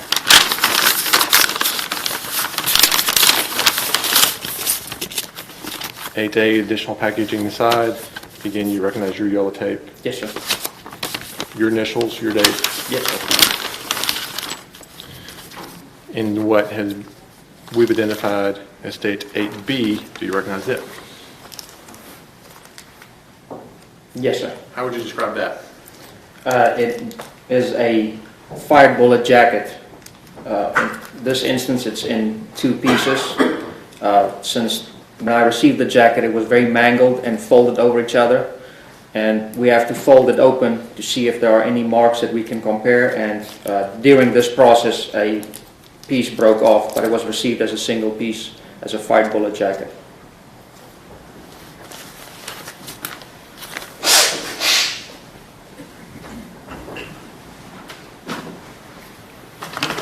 Now I'm going to show you states 9.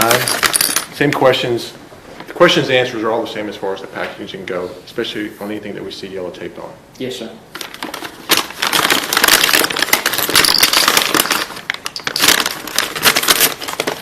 States 9, and now I'm showing you states 9A. Do you recognize that?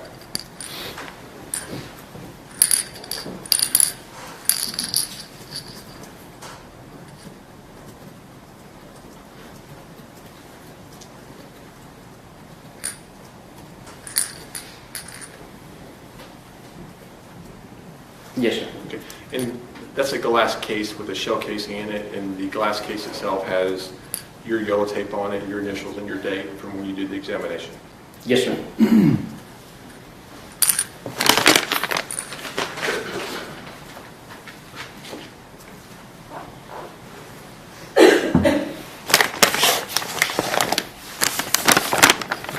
Now showing you what we marked as states exhibit number 10. Again, we see your yellow tape on the outside. Yes, sir.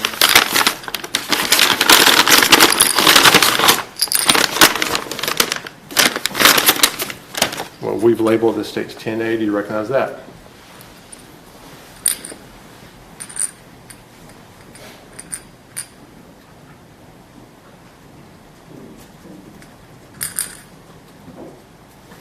Yes, sir. That's just one of the shell casings that you examined. Yes, sir. Again, the yellow tape on the glass, that's from you. Yes, sir. And your initials and date are on here as well. Yes, sir.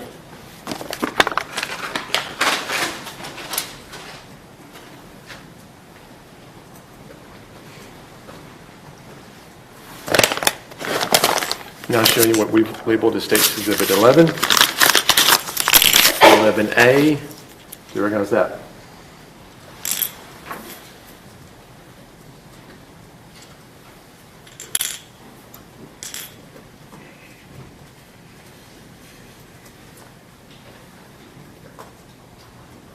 Yes, sir.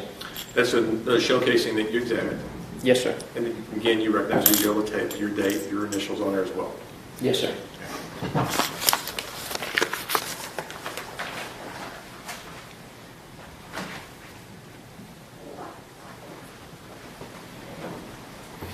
Now showing we've entered into evidence that states exhibit 12, 12A, and 12B. Do you recognize 12B?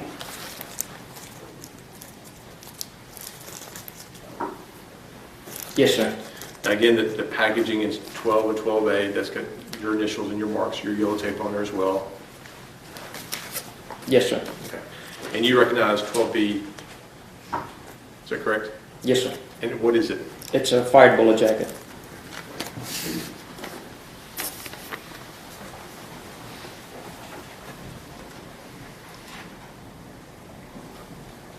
Did you do any comparison to these items to 18B, this Glock 45? Yes, sir. Did you come to any conclusions? Yes, sir.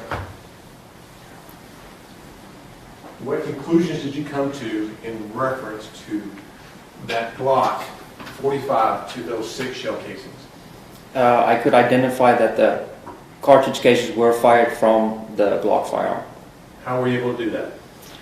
Well, as I mentioned earlier, the class characteristics were the same, and then when comparing the individual or unique characteristics, there was enough agreement in those marks for me to conclude that they were fired in the firearm. In reference to any of the copper jackets, were you able to make any or draw any conclusions as to whether those come from that firearm? I could not. They were inconclusive. They had agreement of class characteristics, but there was not enough agreement of unique or individual characteristics to identify it to the Glock pistol. When you say there was agreement as to class characteristics, tell the jury what you mean by that. So class characteristics is predetermined features that's measurable, that the manufacturer wants to have in their firearm. In this instance, the rifling profile was 8 right hand twist, and the manufacturing process that they used is called polygonal rifling. So what does that word mean? You get conventional or polygonal rifling. So rifling are the helical grooves that's put inside of the barrel to put spin on the bullet, just like a quarterback stabilizing a football when he throws a spiral. It can go either left twist or right twist. Conventional has got sharp shoulders, and it's usually by means of a cutting process that they impart these marks into the inside of the barrel. With polygonal, in this case, it's a process they call hammer forging. So they have a mandrel with the profile of the rifling on the inside of the barrel, and then they hammer the outside to smash the inside of the barrel basically onto the mandrel, and they remove it. Those polygonal rifling characteristics are rounded and smooth, and there's no distinct shoulders that you can see, unlike conventional rifling, which got distinct shoulders. So looking at the copper jackets, you said they had the same class characteristics as that Glock 45. Is there other firearms that have that same class characteristic, or is it a limited number? So doing a general rifling characteristic search in the database, there were only 4 models of Glock pistol and 3 models of Bursa brand pistols that have the same class characteristics as this Glock. And the lead cores, you weren't able to make any determination of? Nothing on the lead core, no. When you fire a firearm, we sometimes see smoke come from the firearm. From the muzzle, yeah. And if you're indoors firing a firearm, if you fire it multiple times, does that smoke tend to accumulate? Yes. Okay. Explain that to the jury. Why does that happen? Well, when firing a firearm, the powder ignites inside of the cartridge case, and it builds up a lot of pressure and gas, and that propels the bullet down the barrel. Now, it's not just the bullet that comes out of the muzzle. It's partially burnt and unburned powder, as well as carbonaceous materials that's in the form of vaporous lead, and that's the cloud that you would see. And the more times you fire a gun indoors, the more of the clouds you'll see. Yes. Okay. I'll pass the witness. Right. Cross-examination. Yes, briefly, sir. What's your first name again? Matteo. Okay. So the Glock has a safe action system, correct? That's the drop safety, yes. And would you say that it has a pretty fast reset? I mean, we don't measure that. Reset just means that you have to release the trigger so that when you pull it, it releases the firing pin again. And so it depends basically on just how many how fast you pull the trigger, correct? Well, you have to release it a certain amount. So, and like I said, we don't measure that distance. No further questions. Okay. May this witness be excused? He is from the stage. Defense? Yes, sir. All right. You may be excused. Thank you for your testimony.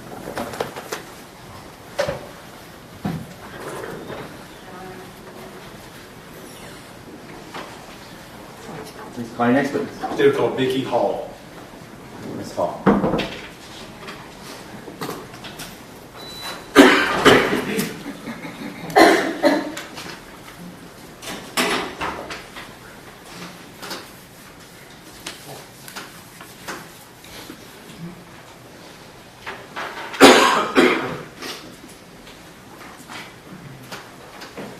You okay? All right.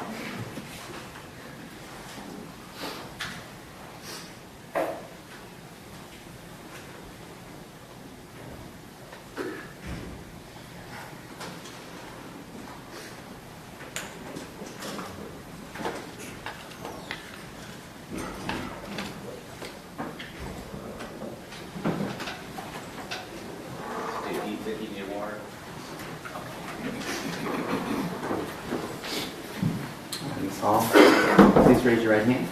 Do you solemnly swear or affirm the testimony that you're about to give in the cause now on trial will be the truth, the whole truth, and nothing but the truth, so help you God? I do. All right, thank you. You may have a seat. If you need to adjust that microphone, please do so. State your name. Well, good morning. Good morning. In reference to this case, you did some testing, is that correct? Yes, sir. Okay. When did you do the testing and where did you work? The testing was completed in February of 2022. At the time, I worked at the Tarrant County Medical Examiner's Office in Forensic Laboratories in the Trace Evidence section. Have you since retired? Yes, sir, I have. How long did you work or do forensic work? In total, I worked in forensics for over 32 years. 10 years was at Tarrant County, and prior to that, I worked for Dallas County for 22. So you came to us last? Yes, the last 10 years was at Tarrant County. So you liked working for Tarrant County better than Dallas, right? I better not answer that question. All right.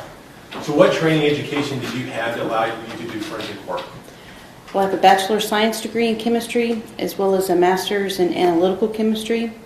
I've attended numerous workshops and training seminars in forensic sciences, including training courses at the FBI Academy.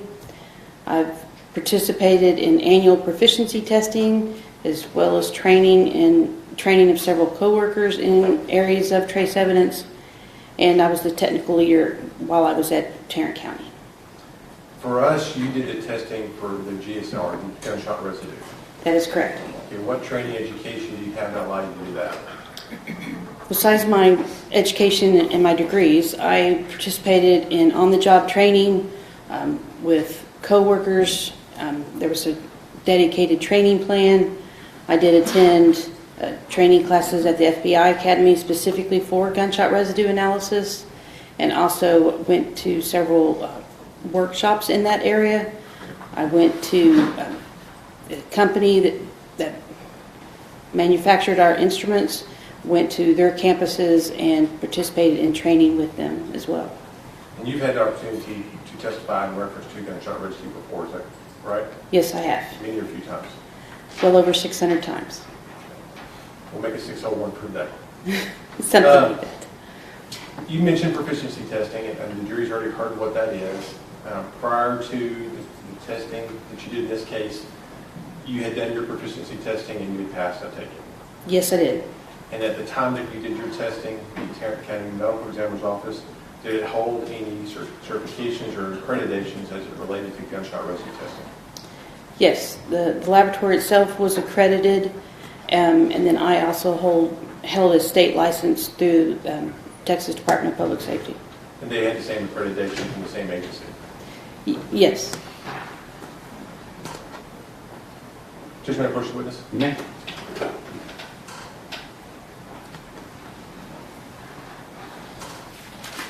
I'm going to show you what we've already admitted to stage 26 and 26A Tell me if you recognize these.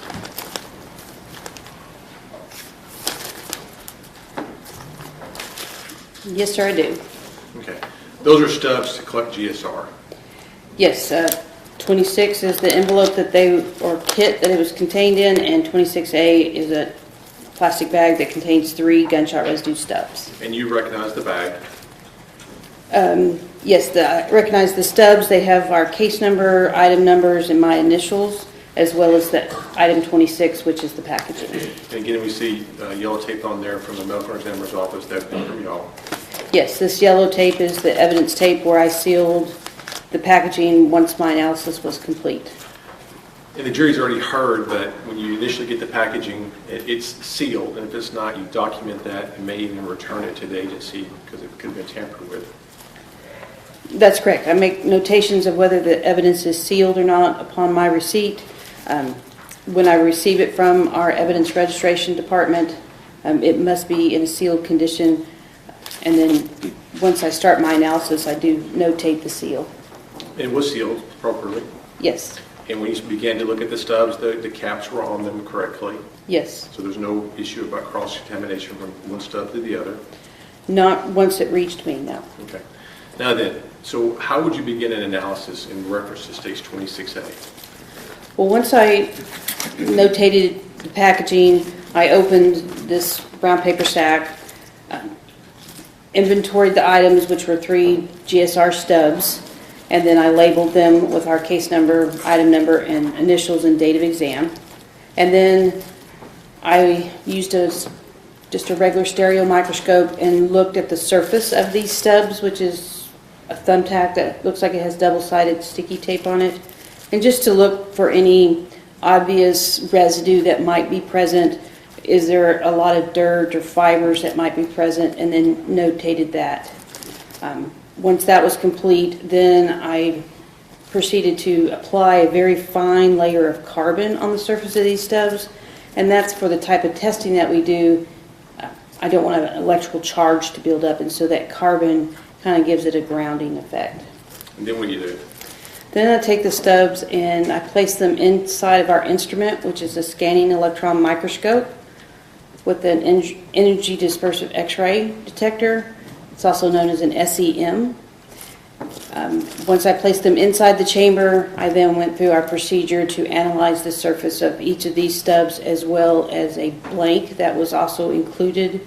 The blank is something I add to the analysis. It's a blank stub to make sure that there's, through the process, that there's no contamination from one stub to another or from any external source. All right. The instrument that is used is based on a valid scientific theory. Yes. And it properly applies that valid scientific theory. Yes. And you're properly trained on the operation of that instrument to apply that scientific theory. Yes, I am.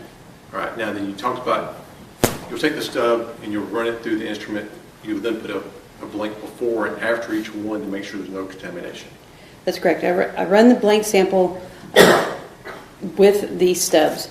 I run a control sample that I know has known GSR particles or a known particle that contains the elements I'm looking for before these samples are run and at the end to make sure the instrument is working properly.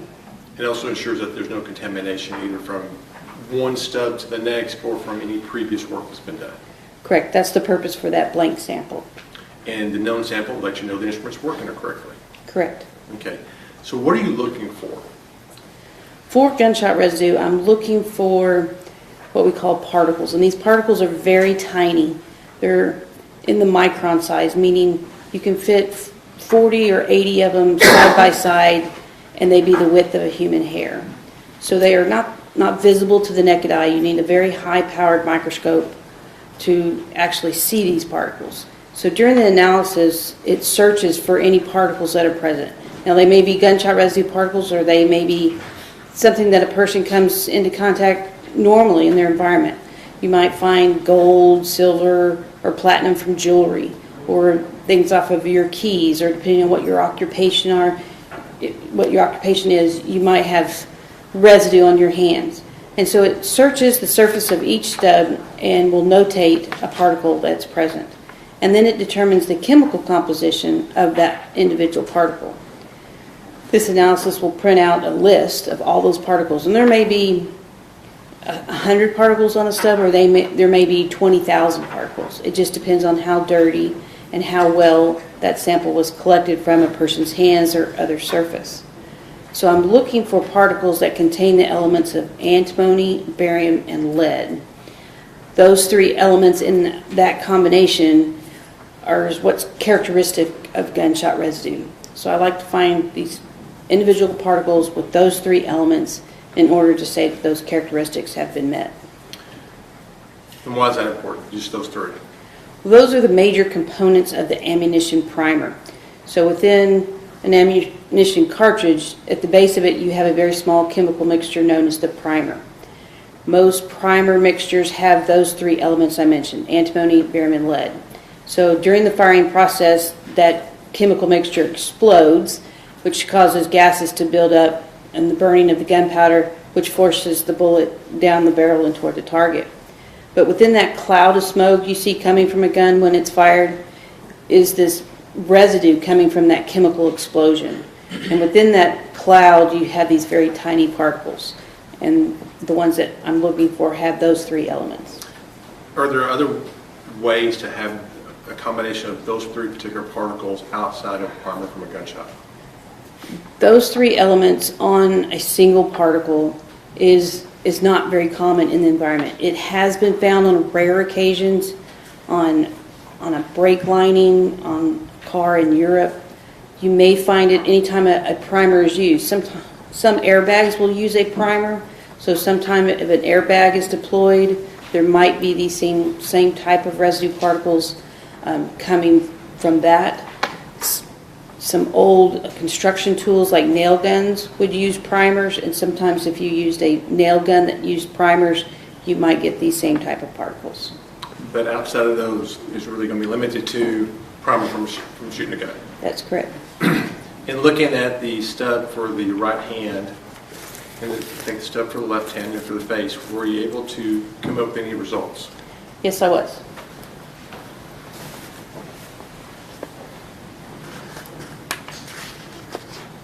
What were those results? In item 26, like I said, there was three stubs, one collected from the left hand, one from the right hand, and one from the face. And the results were that I did not find any particles that contained all three of these elements. I did find numerous particles that had two of the three elements, or combinations that we consider consistent with gunshot residue. So they could be from gunshot residue, or they could be from some other environmental sources. For example, on my item 12.1, which is the stub from the left hand, I confirmed the presence of one lead antimony particle and 3 barium aluminum particles, which is consistent with GSR, and also 1 barium calcium silicon, which we also find in gunshot residue, but can be from an environmental source as well. On the stub from the right hand of Mr. Timothy Simpkins, I found 1 antimony barium aluminum particle, 3 barium aluminum particles, and 1 barium calcium silicon. On the stub from the face, there were 2 lead antimony particles and 1 barium aluminum particles. So these particles that were found on the stubs collected from Mr. Simpkins were consistent with GSR, but I can't say absolutely that's where they originated from. Because you only had 2 out of the 3 and not all 3 together. That's correct. I either had 2 of the 3 or some other varying combinations. And you also had some other particles consistent with, but just wasn't part of the main 3. That's correct. But you had particles on all 3 stubs. Yes, I had consistent particles on all 3 samples. That's what? Cross-examination.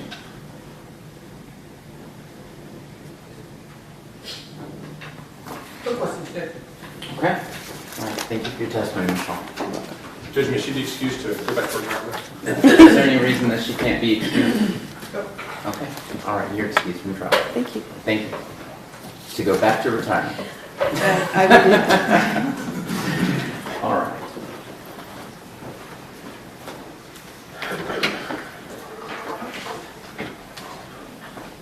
All Please call your next witness. Shania McNeely. Shania McNeely. Okay.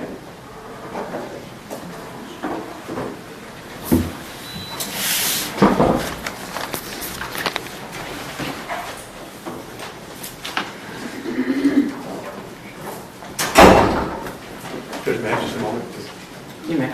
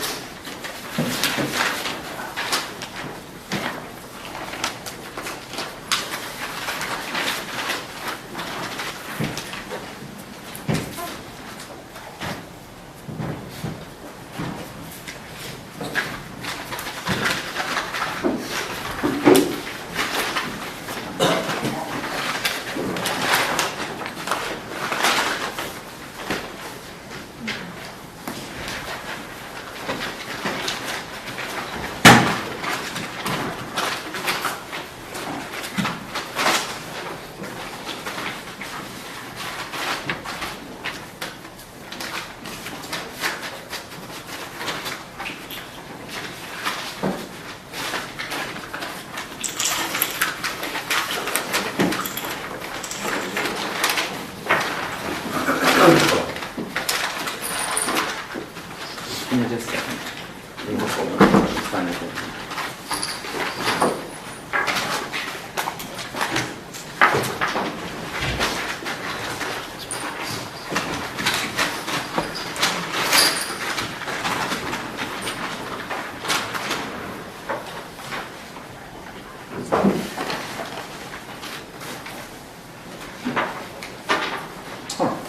Please come up here, raise your right hand. Do you solemnly swear or affirm the testimony that you're about to give in the cause now in trial be the truth, the whole truth, and nothing but the truth, so help you God? All right, you can lower your hand.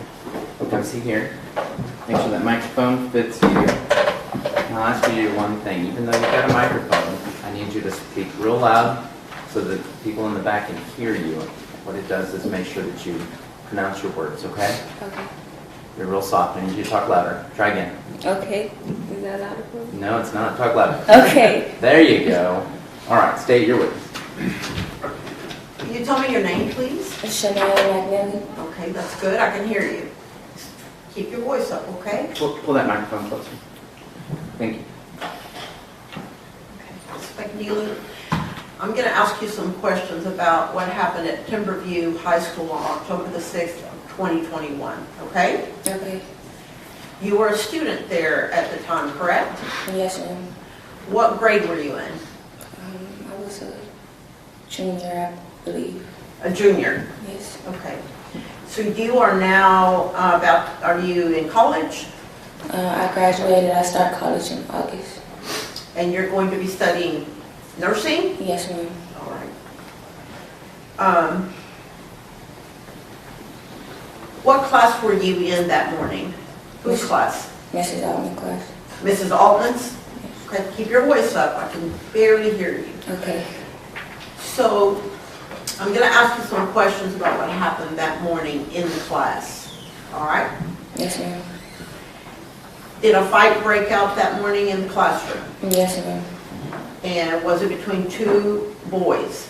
Yes, ma'am. All right, here's the thing. So you're doing the best you can. You're kind of mumbling. I need you to talk to the back. Don't talk through the microphone. Talk all the way to my deputy back there, okay? Try again. Say yes, ma'am, real loud. Yes, ma'am. That's better. Thank you. Go ahead. What are the names of the two students that were in a fight? Zach and Timothy. Okay. And do you recognize Timothy in the courtroom here today? Yes, ma'am. Can you tell me where he's sitting? On the left of me. Is he at the very end of these two tables? Yes, ma'am.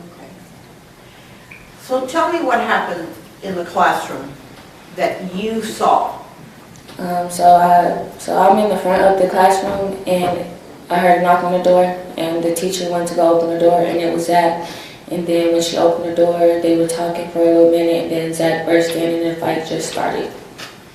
All right. So you heard some talking between Zach and Tim? No, the teacher and Zach. Okay. because he came in late. Okay. And then the fight started, is that what you said? He burst in and then the fight just started. Okay.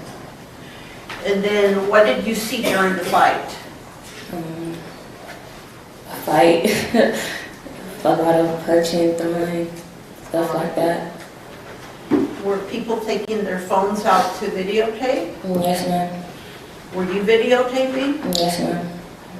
Is that something that students do when there's a fight? Yes, ma'am. At some point, did you stop videotaping? Yes, ma'am. Why? It just got too hectic, like, I was scared, so I exited the classroom. Did you ever see a weapon? Yes, ma'am. Who had the weapon? Timothy. Okay, tell me about that. So at this point, I'm out the classroom, and then the fight stopped, and then Timothy pulled out a gun, and then I just ran. I don't know what happened after that, I just ran.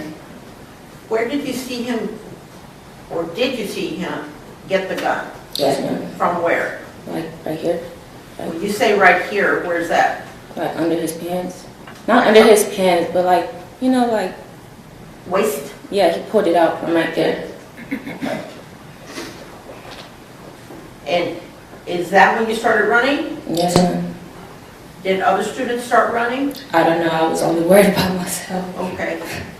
When you said running, were you going pretty fast? I hope, not fast enough, but... Okay. Do you remember what you were wearing that day? Yes, ma'am. I had on a black shirt. It said Outer Banks, and I had on some biker shorts with some black Crocs. Black Crocs. All right. Was your hair long or short? It was long. Okay. So when you ran out of the classroom, do you remember where you went? Yes, ma'am. I went to the right of me. It's a glass window, and then it's a staircase. And I went down the staircase to go to a classroom that was on the first floor. When you got to the end of that hallway,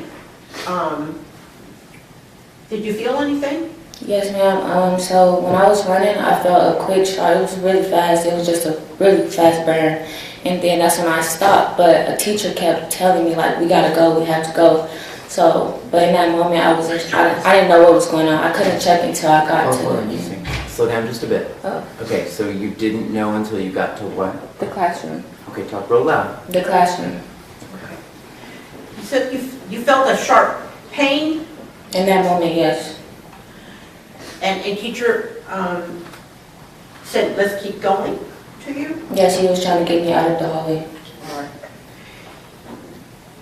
Did you find out later why you had a sharp pain? I assumed that I didn't know what it was in the moment. But later, did you find out what it was? Yes, ma'am. What was it? I was grazed by the bullet. Okay.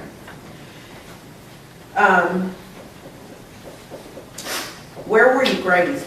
On my side, my left side of my stomach. Of your stomach? Okay. Were you still able to keep walking or running? I didn't run, but I was able to get to the classroom. Yes, ma'am. Okay. Did you go downstairs? Yes, ma'am. And eventually, did you have to go to the doctor to get treated for that gunshot wound? Yes, ma'am, that same day. The same day? Did you go to Arlington Memorial Hospital or where? I'm not sure. Okay.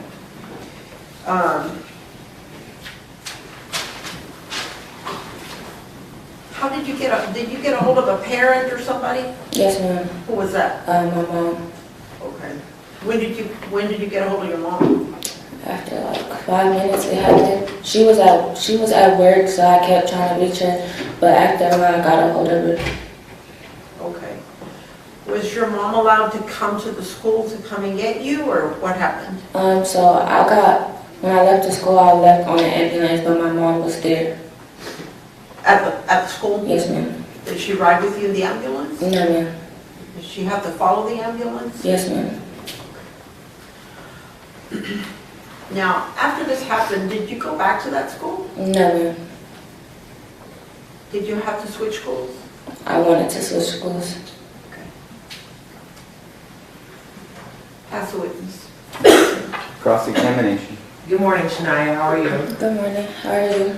I'm doing well, thank you. So, on cross-examination, you mentioned that Zach just burst in Ms. Altman's classroom. Is that correct? Yes, ma'am. Okay. And when that happened, did you see Tim fight back?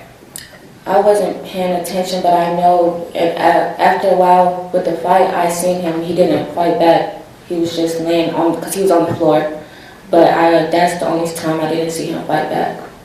Did you see Zach stomp Tim? On the floor, yes. And why did you decide to stop recording the fight?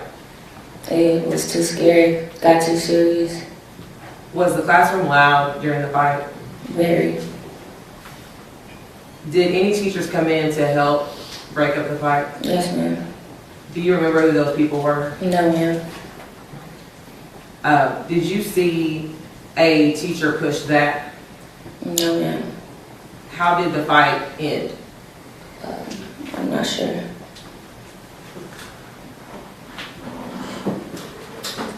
And when you mentioned that it was just too hectic and scary, why were you so scared in the classroom? Because most fights, it gets broken up fast, but that one, it was just someone on the floor stomping too much. Like, the fight wasn't in one setting, it was all around the classroom. So,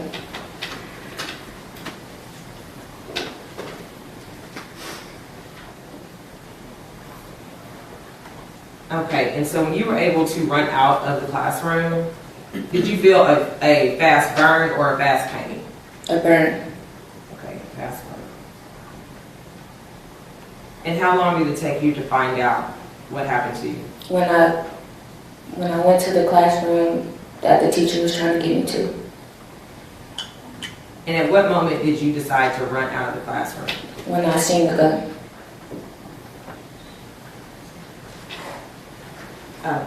Defense pass the witness. State. Nothing further, Your Honor. This witness may excuse. Yes, Your Honor. You may be excused. Thank you for your testimony. Thank you. Your Honor, should you finally be excused so she can... Yes, ma'am, I just excused her. Thank you.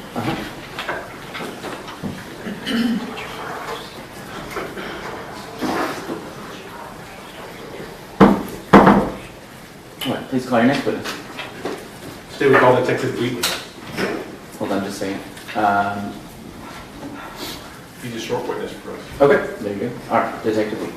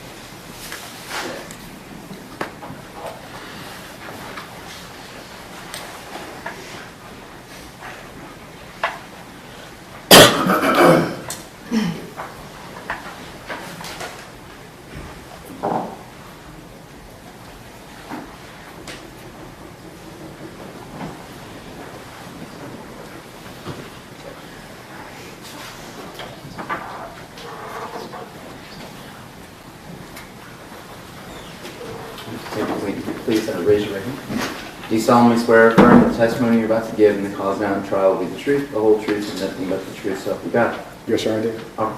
You can have a seat here. Please make sure that the microphone is you. Try to speak slowly and loudly so everybody understands. Yes, sir. And it's your witness. All right. Can you introduce yourself to the jury and tell them how you're employed? Yes, sir. My name is Deshawn Wheatley, and I'm a detective in our violent crime unit with the Arlington Police Department. How long have you been a police officer? A little over 31 years. All that with Arlington? Yes, sir. You're the primary detective on this case. Yes, sir. On October the 6th of 21, did you have an occasion to go to the high school where the shooting occurred? I was assigned a case. I wound up responding to the hospital, but it was reference to a shooting that happened at the high school. But ultimately, did you ever go to the high school? Yes, I did. You ever go down that hallway where the shooting happened? Yes, I did. Did you go down there while the evidence was still out? No, I did not. Okay. You've seen the photographs collected by the FBI? Yes. You've seen the evidence collected by the FBI? Yes. You had an occasion to interview multiple witnesses. Yes. You had an occasion to listen to those witnesses describe where they were when the shooting happened, where they were as they fled the classroom. Is that fair? Yes. You've seen still photos from the school video. Is that correct? Yes. You've compared that video to the statements you received from the witnesses, and they correspond to each other. Yes. For example, Coach Boyd says, I come down the hallway into the classroom, and you see Coach Boyd come down the hallway and go in the classroom. Yes. Coach Boyd says, hey, I took off running going There's no down. object to leaving. I'm attempting to lay a predicate, Judge. Yeah, that's a sustain. Try not to leave. Okay. You were able to compare testimonies and statements to this video. Is that correct? Yes. And in your opinion, was that video capable of making an accurate recording? Yes. The things that you were told match what you see on the video? Yes. It matches the evidence that was collected? Yes. Judge, may I approach the witness? You may.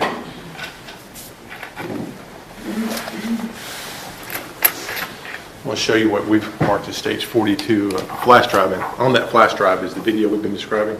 Okay. Yes, sir. And it's a fair and accurate copy of that video. Is that correct? Yes, I believe so. We're offering stage 42.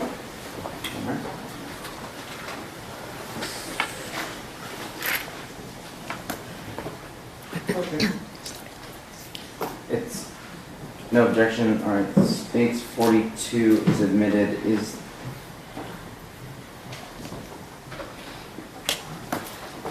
what's that? What file? Is it just one file on there? A couple of files? Is it? It's a viewer with a video file. But you have to have the viewer to see the file. All right. Permission to publish? You may.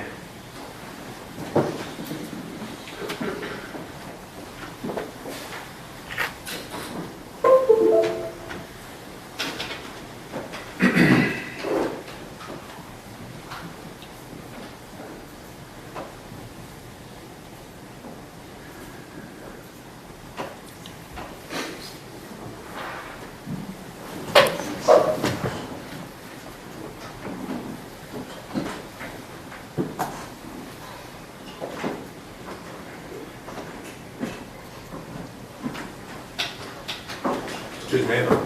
Yeah, I can judge. Thanks.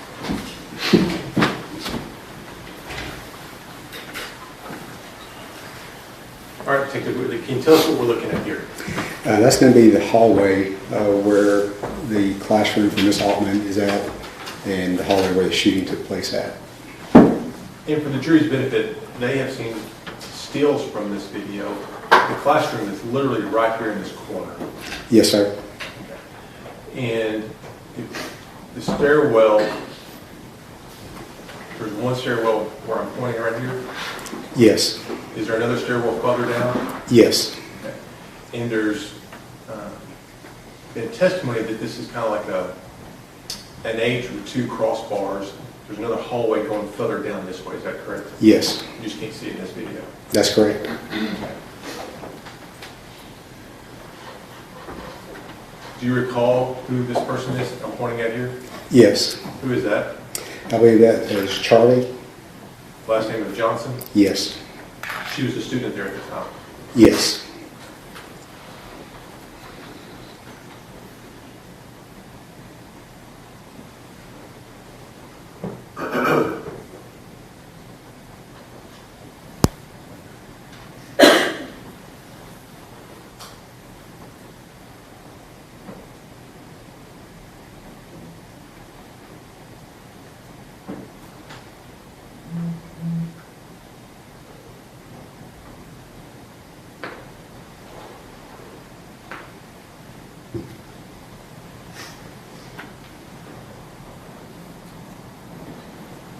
All right, Detective, I'm stopping it at 9:12 a.m. Who do we see just walk through? That is Zacchaeus Selby.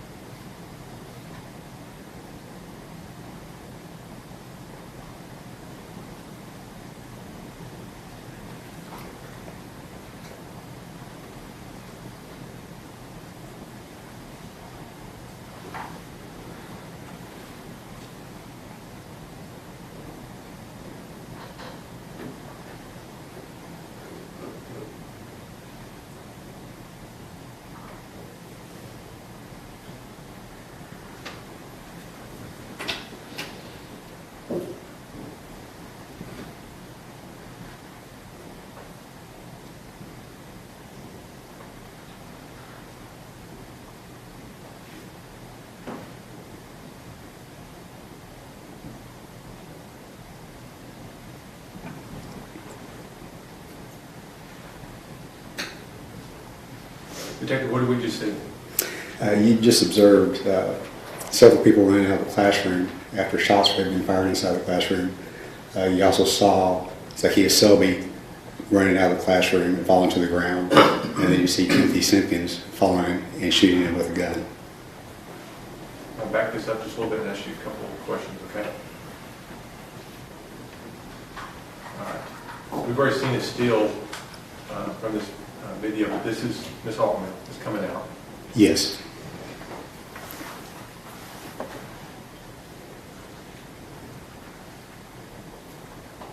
This is going to be Miss McNeely. Yes.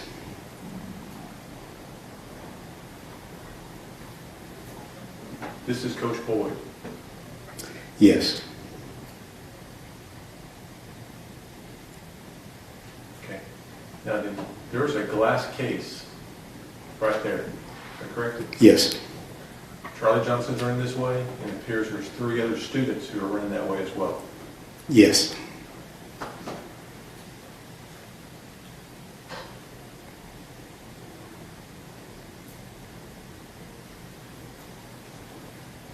That's at the very bottom corner here. We see Zach coming out. Yes. Okay.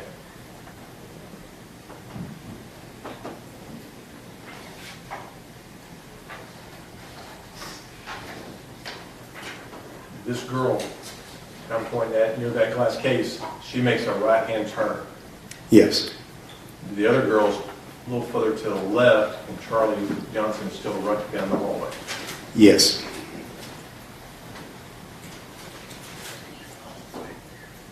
And Zach is just falling down on the ground. Yes.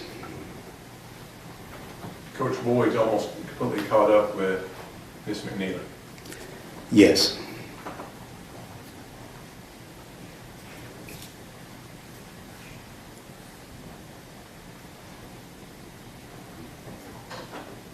If we look at that glass case, you see where that dot just appeared?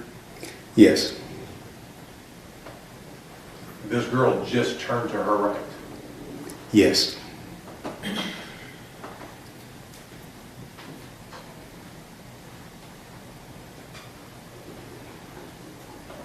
This glass case was just shattered. Yes. That girl turns left, and not to her right. What happens to her? Object to reading. I can rephrase. Please. Do you have an opinion as to what happens to that girl if she turns to her left and not to her right? I'm object to speculation. So, Yes, I do. I believe that she would have been in danger of being shot also.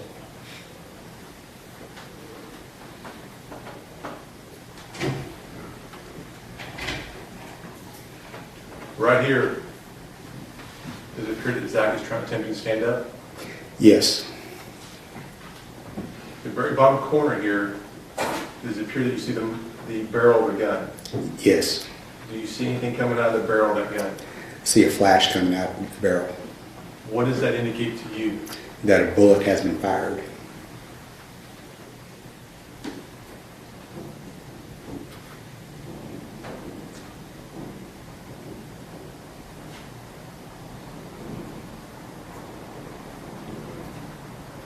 Now then, the defendant,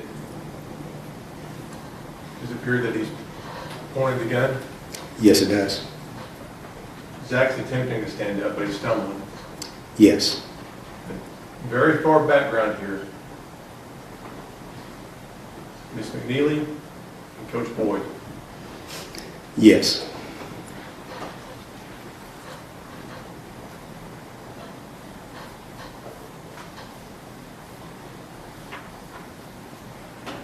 What do you see on the ceiling right here? That's going to be smoke. From what? That's going to be from the discharge of the gun with the bullet. Detective for 30, police officer for 32 years, you've had the occasion to fire guns inside. Yes.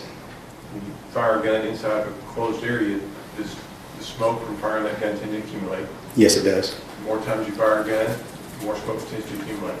Yes.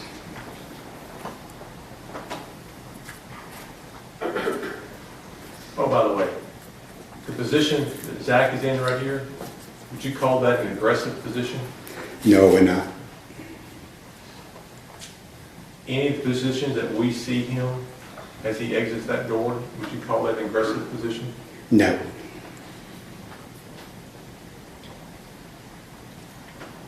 Do you see more smoke begin to accumulate the ceiling of this hallway? Yes, I do. What would that indicate to you? That more rounds have been fired. Where is Zach at now? He is at the entrance to that first stairwell. Standing up, He's laying down on the floor. face down, or on his back? He appears to be on his back. Head up, Yes. doing what? Appears like he's trying to get away. Looking at the person who's shooting him. Yes.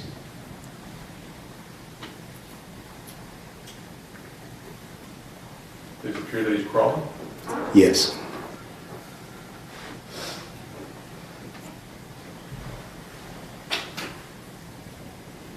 What does it appear the defendant's doing? At that point, he appears to still be pointing the gun at Zach.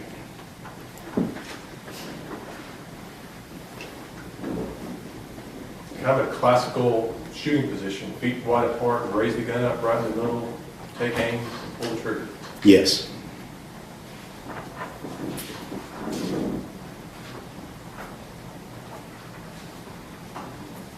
Right here in the hallway, you see what, you see any marks or color?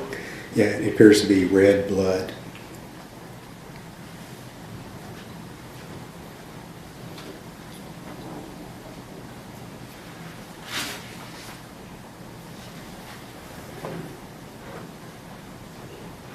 And what does the defendant do? The defendant turns around, he places the gun back into his waistband, and then he starts walking down that hallway. Actually steps out of the chute and leaves the chute behind too. Yes, he does. Judge, may I have just for a moment? Yeah.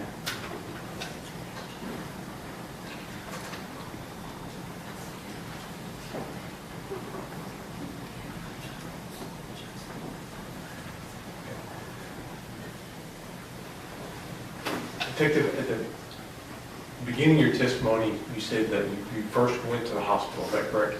Yes. Did you have an occasion to go see Zach when he was at the hospital? Yes, I did. And did he have gunshot wounds to his chest, arm, and legs? Yes. Do you know if he had that surgery? Yes, he did.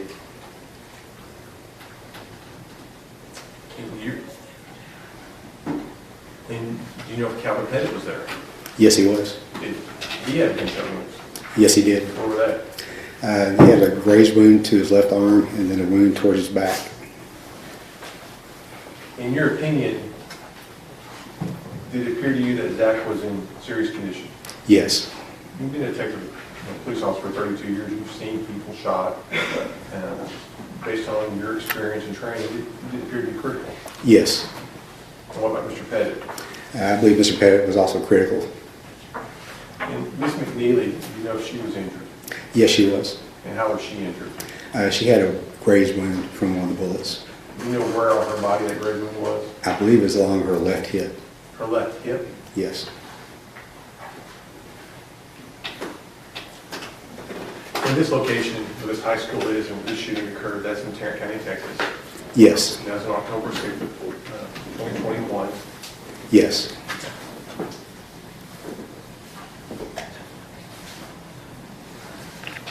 Judge, I pass the witness. Cross-examination? Yes.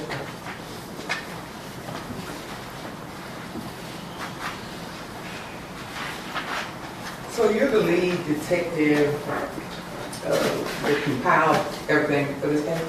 Yes, ma'am. And you also had Detective Hall, Van Treck, King, Schaefer, and Simmons, right? Yes. And each detective has certain things that they were going to do. Yes. So you say you're in the violent crime unit? Yes. Okay. And you've been in that unit for how long? It was originally called the robbery unit and eventually became the violent crimes unit, but I've been out there since 2010. And so you handle violent objects? So- Yes. Yes, ma'am. You've had a chance to review the fight that occurred in room 2026, did you? Yes. Would you consider that a violent fight? I believe it was a violent fight. Initiated by whom? Mr. Selby. Judge Marco? You may.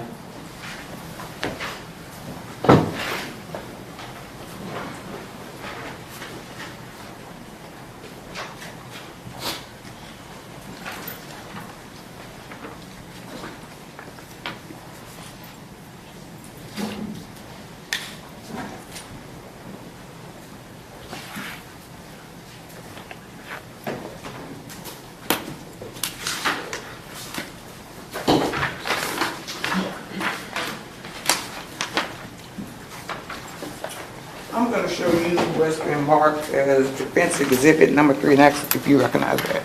Yes. And we've seen this compilation. Is this a fair and accurate depiction of the person that was standing outside of the room with Zakiya Shelby on or about October 6, 2021? Yes. Did I offer defense exhibit number 3 to state what I'm saying? No objection. Defense Exhibit 3? Yeah. I'm sorry. Is it Yes. number Defense 3? exhibit 3, yes. All right, that is admitted. Did it appear from watching that and talking to Charlie that, did she tell you that Zach came to school agitated that morning? Objection, hearsay. Who told him? You interviewed Charlie, correct? Yes. Did, when Zach initially walked into the school, Zach appeared to be pacing down the hall, correct? Yes. He didn't immediately enter into Miss Hoffman's class, did he? No. And then, at some point,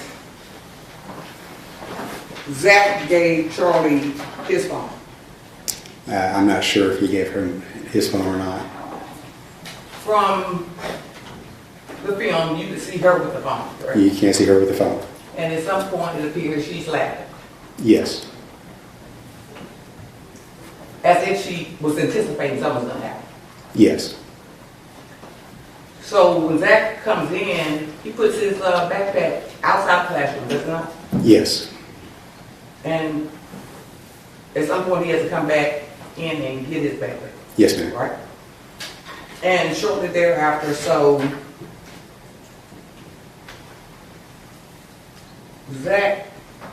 Tim was in the classroom at 8:59. You did a timeline, did you not? Yes. Do you have the timeline with you? See, I can find it real quick.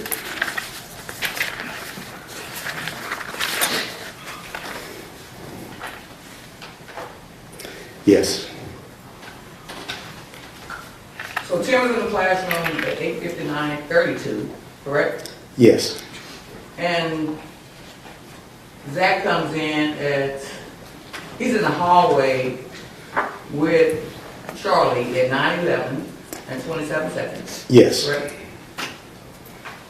And then he's in the hallway by himself at 9:12:09 in the hallway, correct? Yes. He enters the room at 9:14 Yes, ma'am. and you hear a shot at 9:15 and 4 seconds. Yes. So Zach immediately went to Tim, correct? I believe he did. Well, how many times would you say you watched that video? The school video or the Classroom video? classroom video that was taken? I watched it several times. I'm not sure how many I've watched it though. Did you watch it just before coming here today? Yes, I did.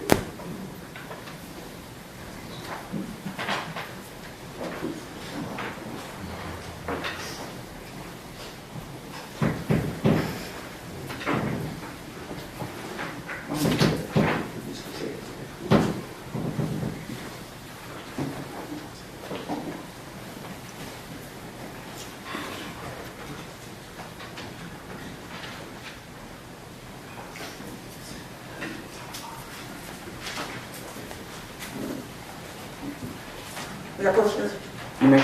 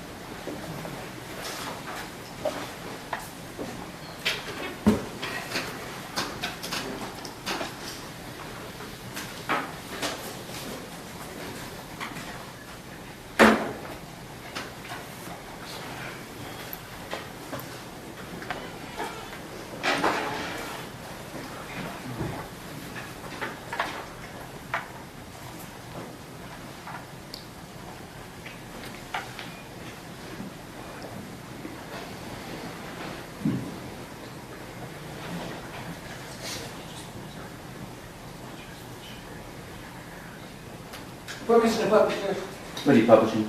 the prior video in the classroom that was admitted yesterday. Okay.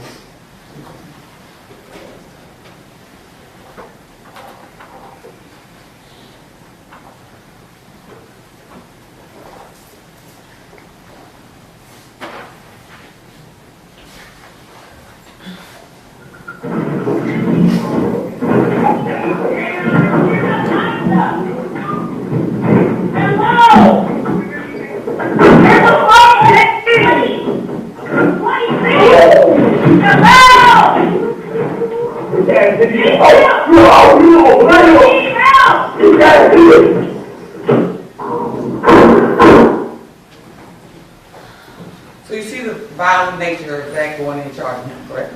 Yes. Do you see Tim at any point attempting to defend himself? No, not from that video. You said you've been, are you aware of that his head was hit on the side of the desk? No. But you saw him thrown into a chalkboard, correct? Yes. Did you pay particular attention to the words that Zach was saying in the classroom? Yes. Do you recall and listen very, because I know you've heard it, what does on blood mean? Typically, that's kind of like a gang reference. So on blood means it relates to what gang? To the Blood Street gang. And that's basically a term that's saying I pledge my allegiance on blood, correct? That I'm not sure about. But on blood, nigga, on blood is what he said, correct? That's what it sounded like, yes. At any time during your investigation, did you get with Mansfield,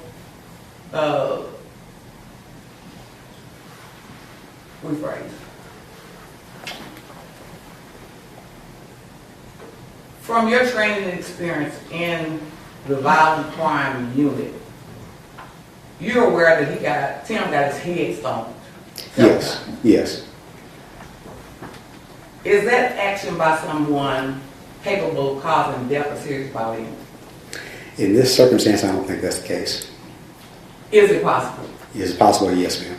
Did Ms. Herrera and Coach Boyd tell you they feared for Tim's life? Objection, hearsay. Sustained.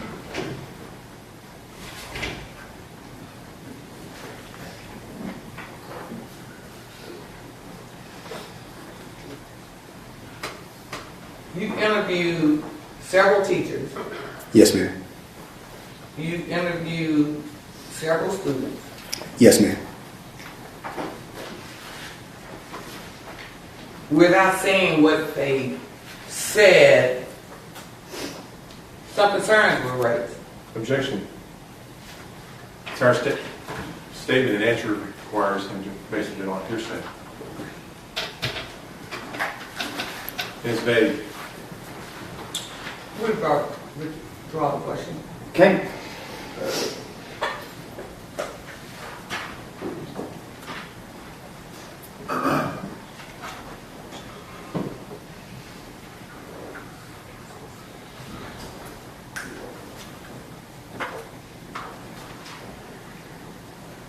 From viewing the tape of the video, the fight, would you agree that the fight looked one-sided?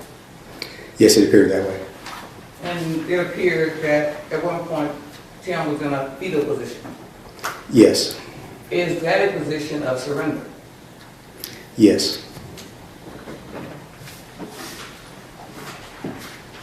And in that position of surrender, he's still getting hit about the head and stomped by Yes. Zacchaeus Shield. Yes, ma'am.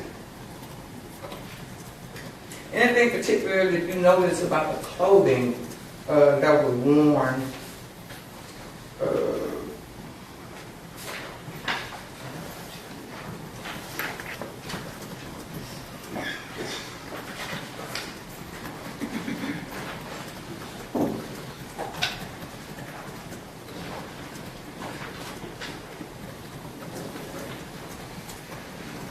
Did you have occasion to look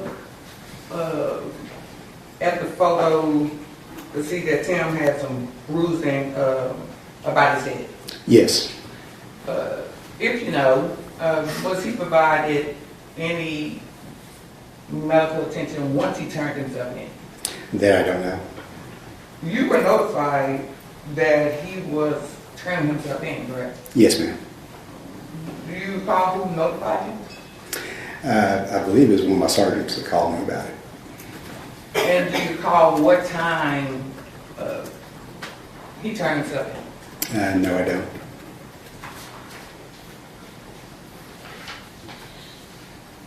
It's like 1:30-ish sound familiar? Yeah, it was within probably 3 hours or so of the offense occurring. So that sounds about right. So this happens at 9, 3 hours later, he's turning himself in. Yes.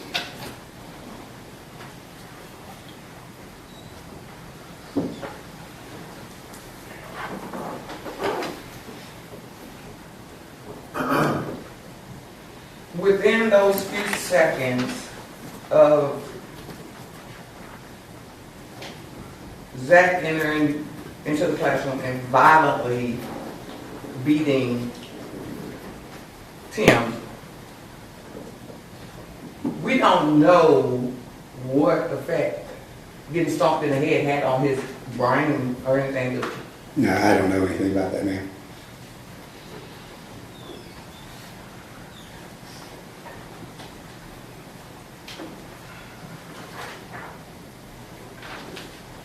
Within the video that we are seeing, the fight video that we're seeing right now, who provided that to you? That was, I believe, that was forwarded by one of my sergeants. But that particular morning when this went down, kids were, it's like airdrop. This went like viral. And what does it mean when you say airdrop? Well, it means that it was sent out to many, many recipients who were able to view the video. So there could have been a longer extended, did you ask for a longer extended video from people that had maybe? Yeah, we looked for longer extended videos, but all the videos we received were that exact length.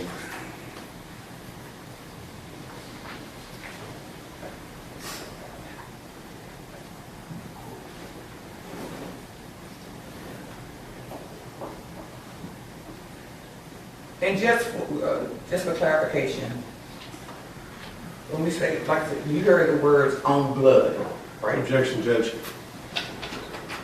Ask and answer. Finish your question.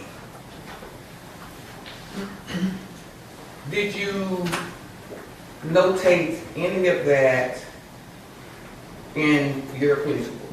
No, I did not. Is there a particular reason why? At a time like this, I don't believe there's anything conclusive about Zacchaeus.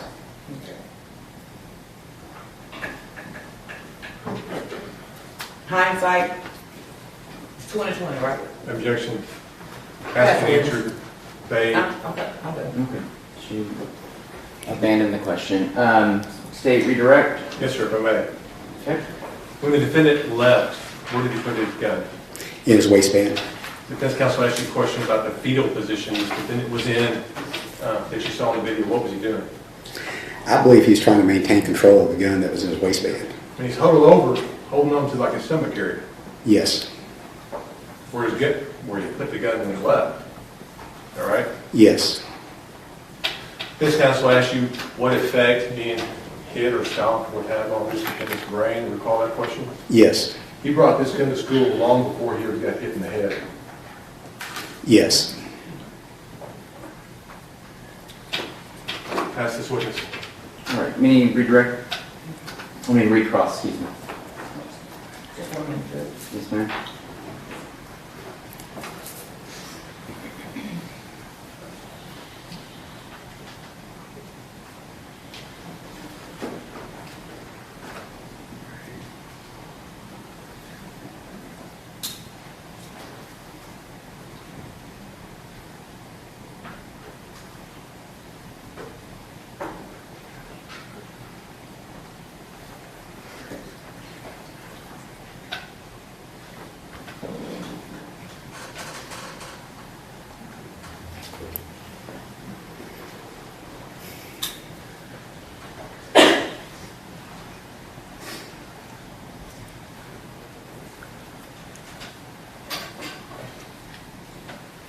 Okay.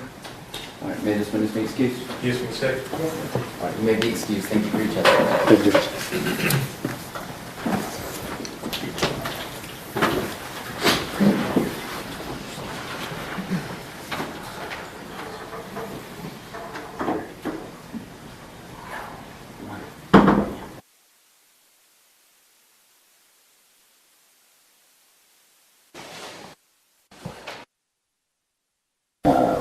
Members on each side, I'm here just for schedule.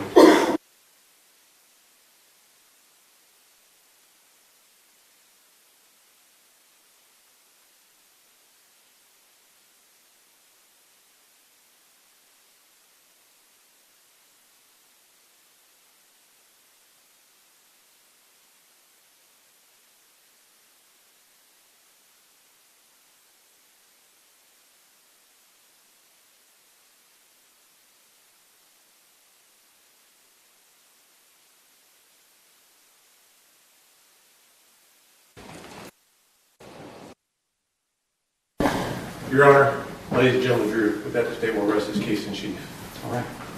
All right, ladies and gentlemen, at this point would be a good time for us to take our lunch break.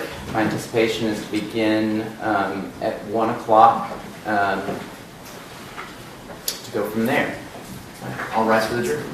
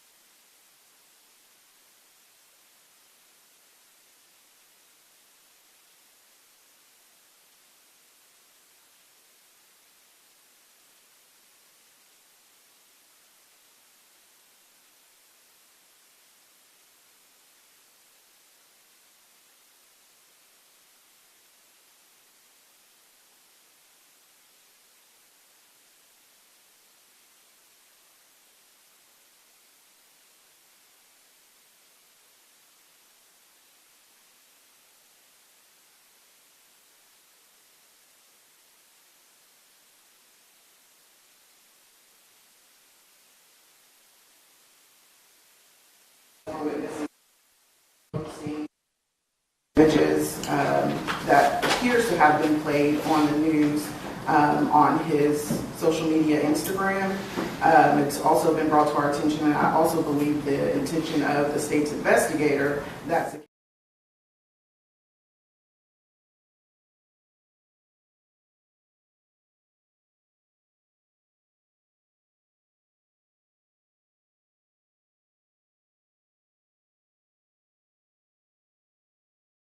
Instagram from Zacchaeus Selby asking her, what is she doing? And she felt that message to be threatening since she was here to testify in this case pertaining to him. And so we would ask the court, we are asking the court to hold him in contempt of violating the rule as instructed to him when he was here just last Thursday. One of the videos was posted as he left the courtroom on last Thursday. A video that was from the news media of him leaving the courtroom. I have all of the videos that we are speaking of on my phone, which I think I left somewhere in the back, but I can show that to the court if the court would like. Let me clarify just a little bit. Sure. Starting from the beginning, Mr. Selby was sworn in as a witness on Thursday? Yes, he was. Okay. And he posted something on his Instagram concerning the trial as he left? There was a video from the news media showing him exiting the courtroom, and that was the video that he posted on his Instagram with laughing faces and fire. With some...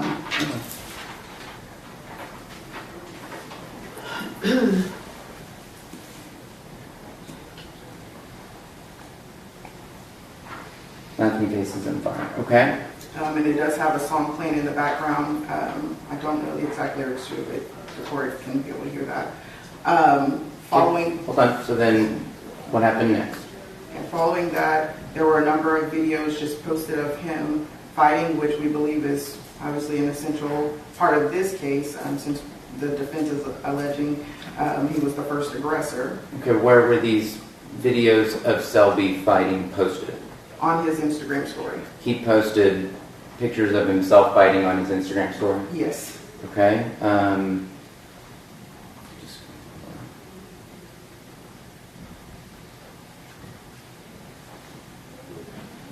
Now, are these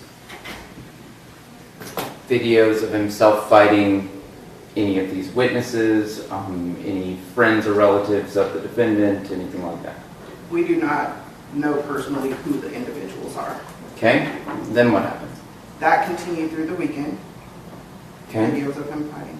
And then on Monday, he posted a video of Tim sitting here in his chair and a number of other messages such as, let me get my popcorn out to watch this shit.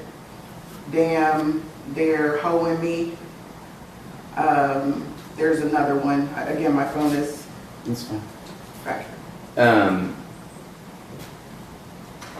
Is this video of Tim sitting in his chair something that was shot from the audience or something taken from a newsreel? From the newsroom. From the news.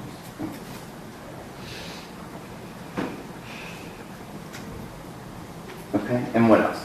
Also yesterday, a witness that was here and sworn for the state and sitting in the back received an Instagram message in the form of what's called a vanishing message, meaning once you see it, it disappears. Sure. From Zach that says, "What are you doing?" And she perceived that to be a threat. Okay. And this is the Charlotte Johnson individual? Yes. And she will also be here at noon if the court shows it to her. Okay. And what else happened? That's all that we have so Okay. far. With regards to the first four items, while not ideal, what is, you were here for my admonishments, Mr. Selby, what court order did he violate for me to hold him in contempt concerning 1 through 4? I'll get to 5. Well, we believe that as a witness, he is out watching media coverage regarding this case, which he should not be doing as a sworn witness in the case. Okay. Maybe I should have admonished him concerning that. I did admonish him not to speak to other witnesses or to, mostly just a normal admonishment not to speak to witnesses in the case. So I'll have to consider that. State, do you have any response or request concerning any of those items? Absolutely. I don't think the remedy set out by the rules of evidence or the code of criminal procedure is contempt. I think the remedy is exclusion. And so we have no objection to that. Exclude his testimony. Keep him from being called as a witness. That's the entire basis of the rule, is you don't have comparative testimony. You have what he really has to say. And if that's their concern, apparently, then exclude him. We agree. What about 5? What about the issue of him potentially tampering with a witness? Did you have any more information with regards to that? Or I don't have any more information other than what's been said. okay. I'm not of the opinion that that alone by itself is going to be tampering with a witness. I mean, certainly, I understand what their position is going to be, but again, the remedy is exclusion. I understand. Did Charlie Johnson make any statement to you that this made, is this a she? It is. That this made her feel threatened? No, Judge. Not to y'all? Okay. Not to them directly, but to the investigator. The investigator.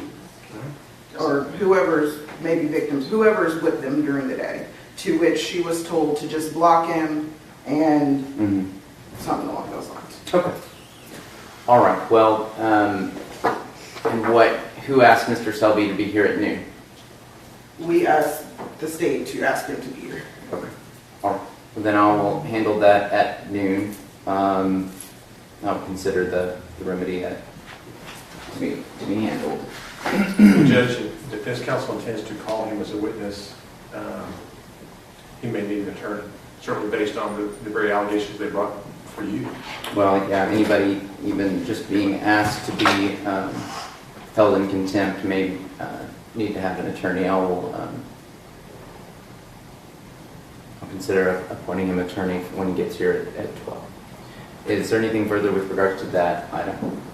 No. Okay. Thank you for bringing it to my attention. All right. Anything further?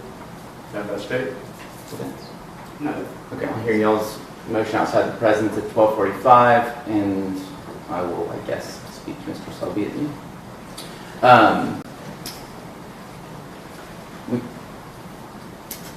That'll be all right now. Mr. Welch, I'd like to ask you something real quick, and you can be here if you want. Doesn't have to do with these motions or this issue. In fact, let's just talk in chambers. Yes, sir. Yep.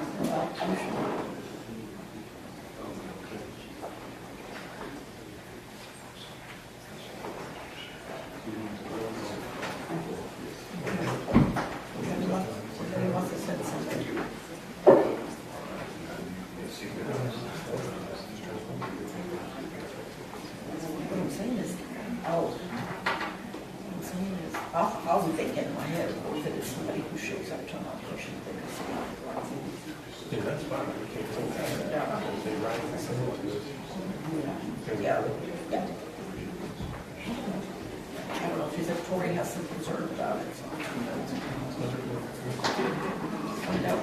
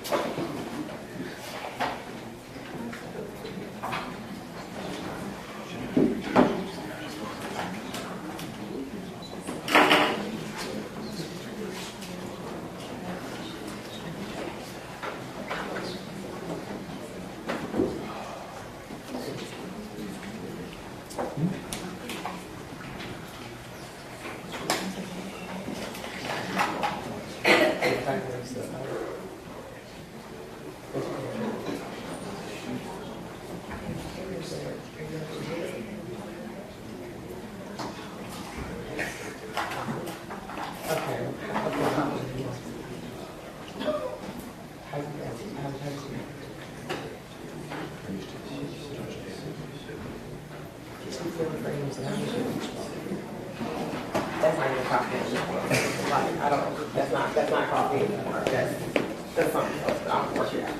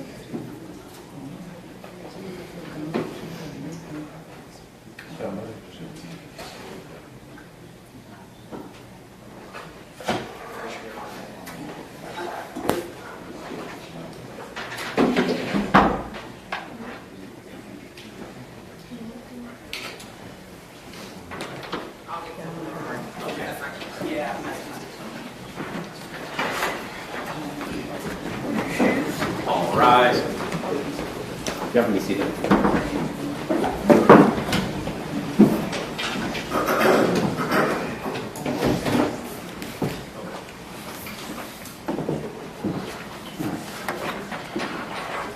back on the record, 1773950, State of Texas versus Timothy Simpkins. The state having rested, does the defense wish to be heard outside the presence of the jury? Excuse me, Your Honor. Yes, Your Honor. The defense would like to make its motion for a directed verdict. The state has failed to prove each and every element of the offense of attempted capital murder beyond a reasonable doubt.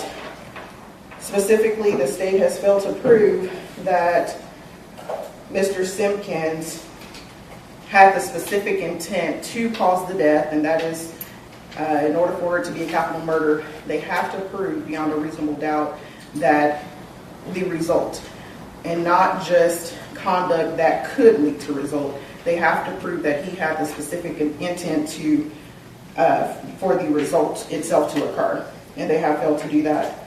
I would also, excuse me, I'm still catching my breath.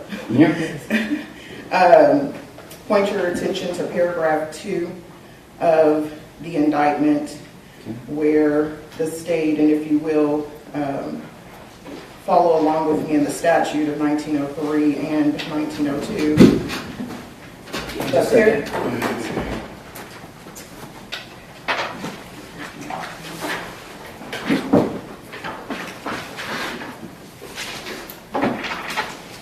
Where are you starting? I'm going to start with 1903A, which is the first essential element for a capital murder, is that a person commits an offense if the person commits murder as defined under 1902B1, which 1902B1 specifically defines the murder to be intentionally, which or knowingly cause the death of an individual. So they have to allege that he had the specific intent to cause the result. What they have alleged here is that he's had an intent to commit an act that could cause the result, which is under 1902B2. But capital murder requires that to be proved under 1902B1. And so if paragraph 2 is not, if the court does not have a charge to which they can give to the jury as it pertains to paragraph 2, because the state has failed to actually allege an attempted capital in paragraph 2. And courts of appeals, let me brighten this up so I can see. Gray v. State 152, Southwest 3D 125. Our legislature 152 Southwest 3D 125. Okay. Our legislature has made clear that a trial judge's charge to the jury must set forth the law applicable to the case, which paragraph 2 does not set forth the law that would be applicable to an attempted capital murder. It further says it is not enough for the charge to merely incorporate the allegation in the charging instrument. Instead, it must also apply the law to the facts adduced at trial. This is because the jury must be instructed under what circumstance they should convict or under what circumstance they should acquit. Jury charges which fail to apply the law to the facts adduced at trial are erroneous. And so without the state having actually alleged an attempted capital murder in paragraph 2, because they have not alleged a specific intent to commit the result and not an intent to commit an act that could lead to the result. There's a difference there. And I believe the law is clear because they specifically spell out 1902B1, which is different from 1902B2. So we would ask the court to direct its verdict as it pertains to this case and specifically as it pertains to paragraph 2.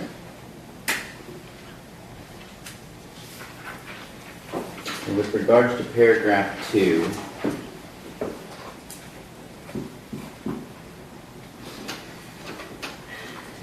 are you saying that it's insufficient in its charge because it should read attempt to intentionally cause the death of more than one person? It should read intentionally attempt to cause the death of a person, whoever that person is, and you'll go on over to number 7, the person then murders more than one person. Now that part could be under B2, which they've put in here, during the same criminal transaction, but it's a two-part. It's 1903A, they're attempting to allege A and 7, A7. But they have failed to do so by not alleging A. Let me hear from the state on the argument concerning paragraph 2. Judge, in reference to the argument on paragraph 2, this particular prose has already been held to be sufficient for purposes of capital murder and killing more than one person numerous times. To address her particular argument, it's not alleged he committed that clear danger to human life with intent to cause serious bodily injury. It clearly alleges attempt to cause the death by intentionally shooting somebody. That's an intentional act. The language is there. Her disagreement may be grammar, that this has been held to be sufficient. This alleges an intentional act. It requires an intentional act with intent to cause the death. Now, the difference is it's an attempted crime, so we have to have that language in there for attempt. It's not a completed crime. I hear you. All right. In your argument, Ms. Clayton, with regards to paragraph 1, is that it hasn't been proven all the elements beyond a reasonable doubt? Yes, Your Honor. Okay, and did you have an element to which you believe they are missing? I would say specifically to the element of intentionally, let me read it correctly, to any person with the intent to place the public or a substantial group of the public in fear, and that they haven't proved beyond a reasonable doubt that it was Mr. Simpkins' intent to do so. All right. The court will overrule both motions in the case. Is there anything further you wish urged outside the presence of the jury? No, Your Honor. Okay, both sides ready for the, well, hold on. Let me see, are y'all going to open? No, Your Honor, defense waives opening. Okay. We'll get into testimony. Okay, y'all plan to open a case? Yes. Okay, are y'all ready for the jury? Yes.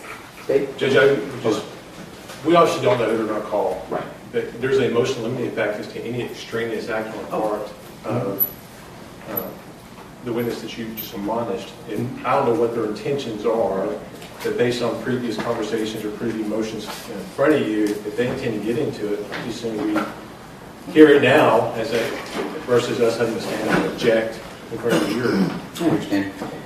It would be my preference at this point that if your intention is to go into subjects we discussed with regards to the state's motion in limine and that are listed as extraneous offenses in, with regards to the state's motion in limine, that we hear it outside the presence of the jury before we bring them in. If that's not where y'all are going, then let's get started. Yes, I did actually meant to mention that some of the witnesses that we have brought here today, we do anticipate that their testimony would be about the giving an opinion of the reputation of Zacchaeus Selby.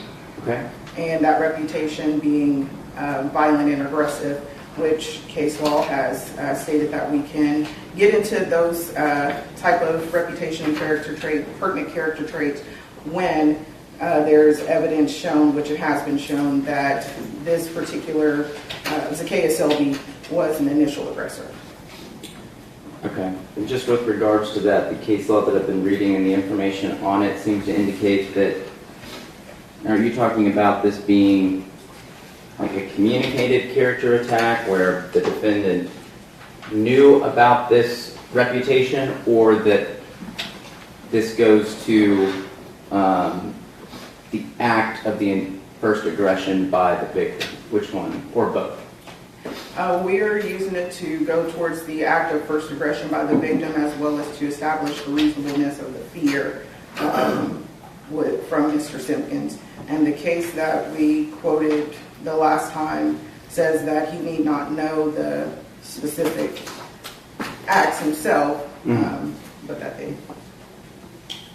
Right. If you're using it to show the reasonableness of the defendant's fear, then you would need to prove that that item was something he knew.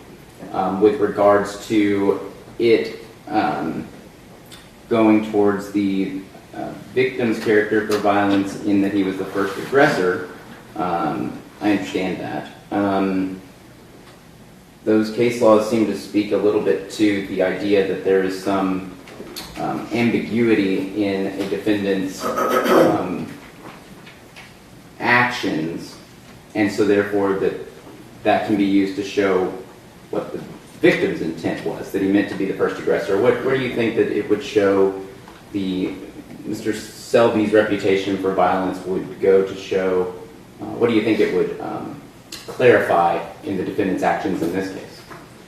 I mean, in the victim's actions in this case, Mr. Selby's, excuse me. To be quite frank, I think the testimony is just uncontroverted that he was the first aggressor. And so for us, we would tend to use it more so for the reasonableness of his fear. Okay. Is that okay, your first witness? This is will also include this idea. No, the first witness will be Charlie Johnson. Okay, Charlie Johnson. And then when would we get to those witnesses? Right after her. Right after her. Do y'all want to take that now, or hear Charlie and then take that up? Can you give me 1 second? Sure.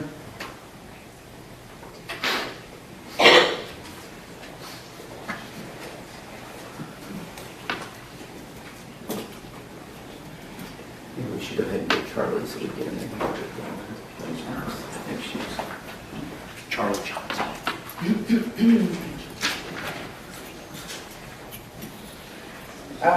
One of our witnesses is unavailable after today. That one of the ones that we would need to hear outside the present. So we would go ahead and try to get through that.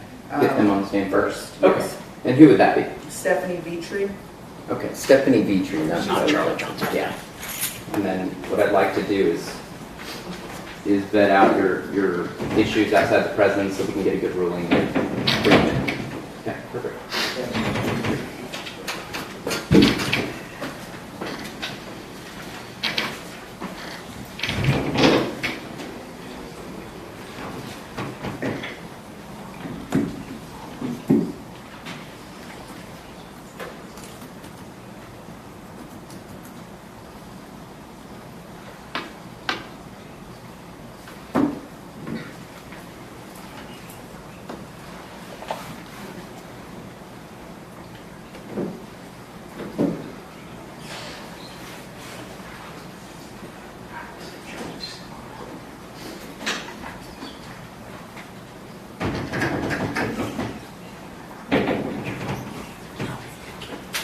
Step up here, raise your right hand, Judge Maxwell.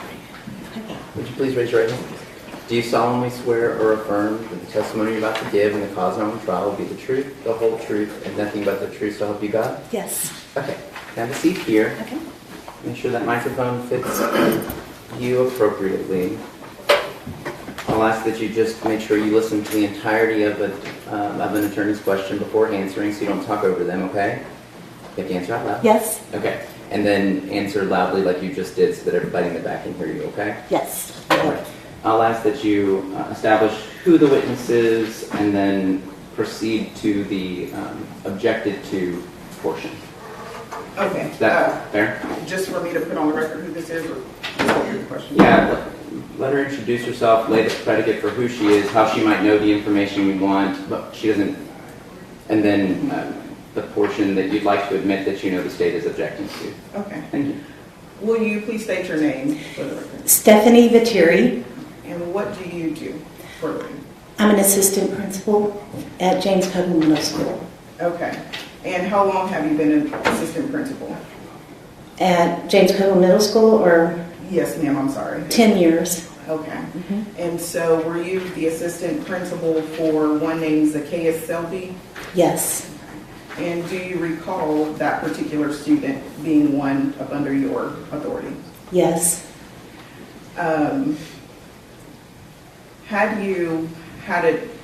Do you know Zacchaeus, or let me rephrase that.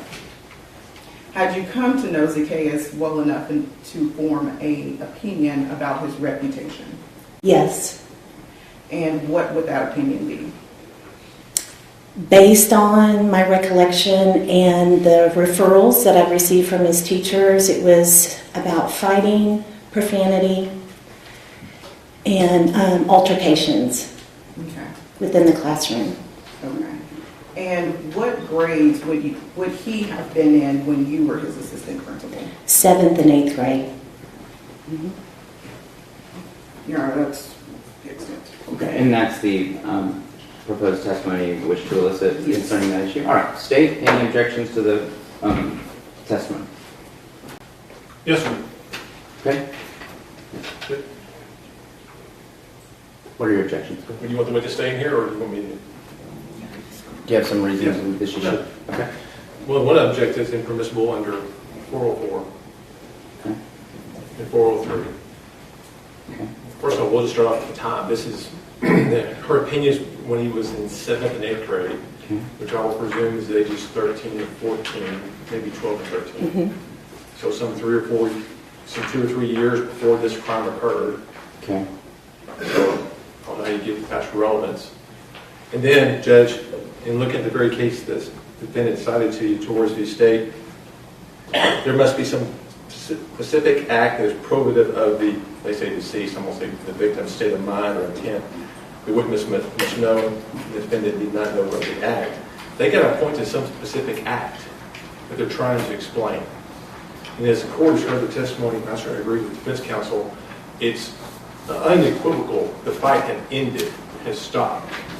Without question, even on cross-examination, the witnesses said that Selby raised his hands up and said, "I'm done." And it's only after that point that this defendant drew his gun and began shooting. And Judge, I'd also point this out to the court.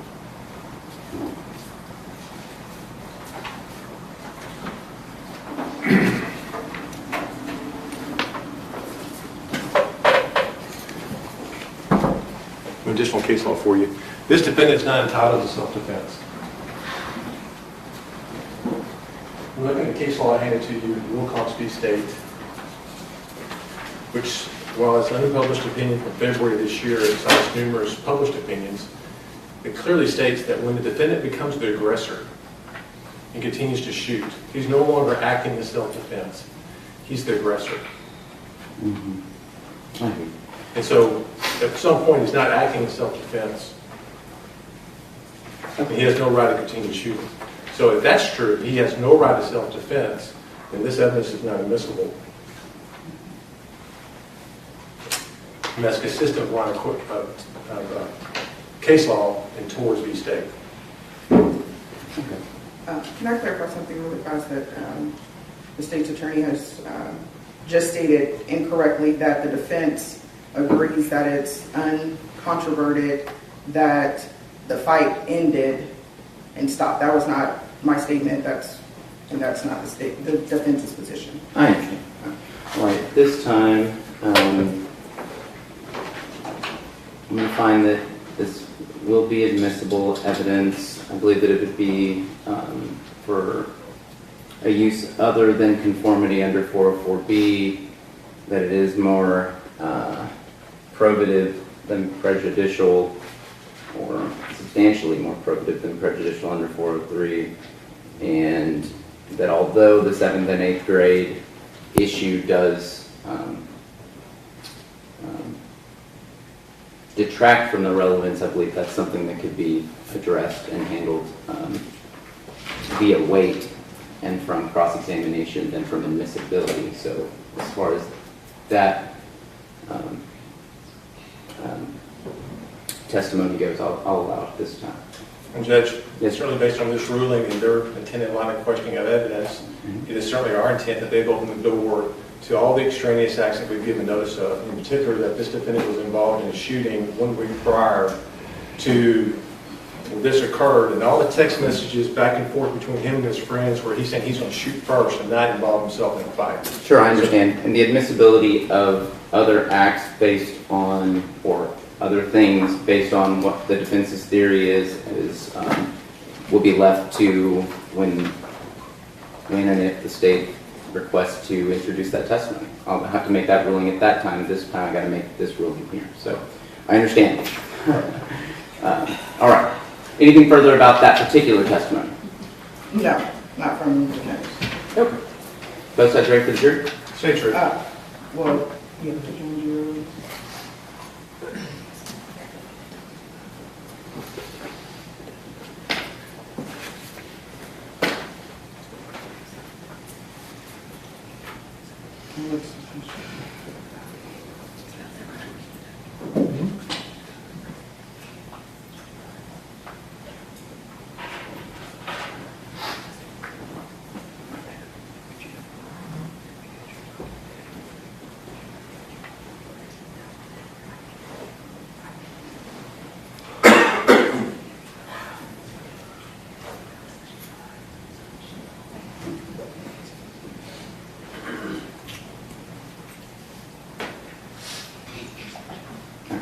you have anything to address the court before the jury comes in? Possibly. Yes. I'm sorry. That's what I'm talking about. Okay. She does not have to sit there though, because she's also still not going to be the first witness. She will not be your first witness. No. Okay. Then please return to wherever you were waiting. And just remember, just real quick, you've been sworn in under the rules, so that means you can't attend testimony. Please don't talk to other witnesses or potential witnesses. I don't want them influencing you and you influencing them. Does that make sense? Yes. All right. Thank you, ma'am. Thank you. Interesting. All right. Let me call your next witness. Janelle Tanner. Say that again. Janelle Tanner. Okay. And will this evidence be outside the presence of the jury? Or? Yes, outside the presence, pretty much laying the same type of, okay, and for the court to decide if it's okay.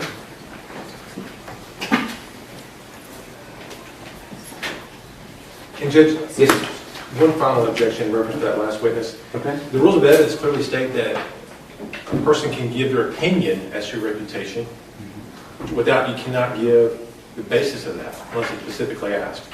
The basis that she gave, the specific instance that she gave was all hearsay. It's nothing based on personal knowledge. She never witnessed it herself. So we will object to her getting into anything specific because she has no personal knowledge of those things. She did not witness those things. If you're going to allow her to give your reputation, if I explore the basis of that, I understand. But if I don't, all they can do is simply ask, are you aware of this person's reputation within the community? I understand the state's requested limitation. I don't disagree with it. Especially considering her underlying basis is hearsay, right? So she can say that she's a school teacher or a principal, that she is aware of his reputation, and then what that is, going into like what she mentioned about how she other teachers telling. Yes, exactly. I will instruct her to limit that. That was not my intention to elicit that testimony. We are sticking to the reputation. I understand, sure. And you can probably get that by structuring your question a certain way as well. All right, I understand. Thank you. Bring up Ms. Tanner.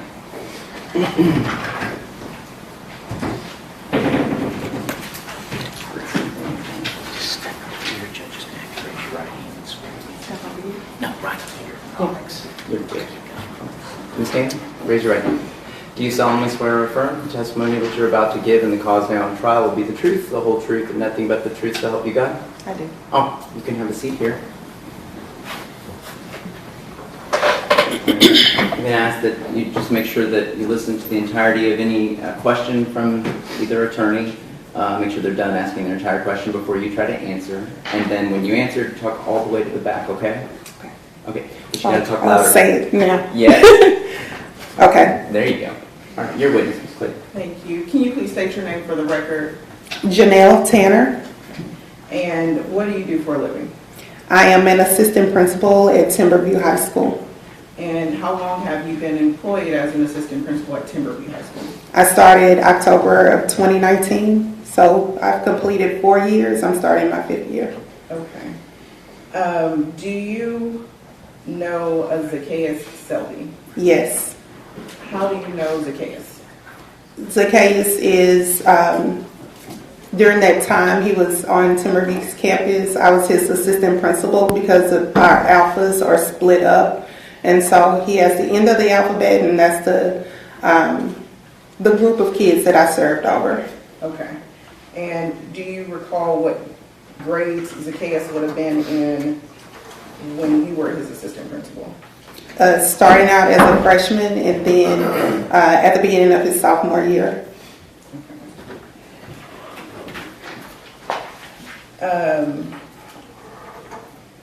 Have you been able to form an opinion as to Zacchaeus' reputation? Based on some of the referrals that were submitted by teachers, yes. Okay. And what would that reputation be? Based on the infractions that were submitted by teachers, he had infractions of skipping, he had an infraction of fighting, and there was an infraction where he was disrespectful to a teacher.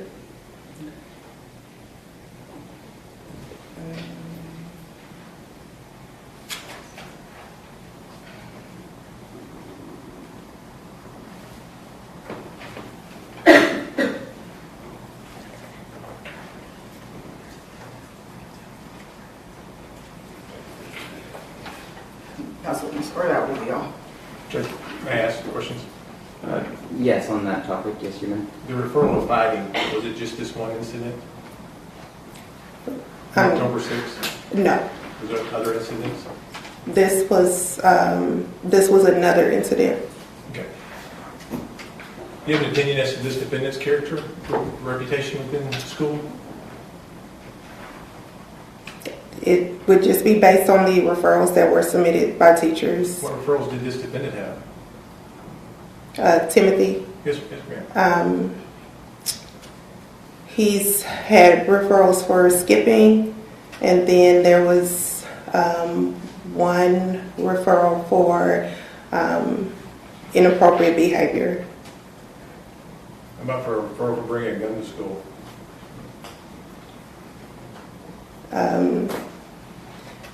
If there is, it wasn't processed by me.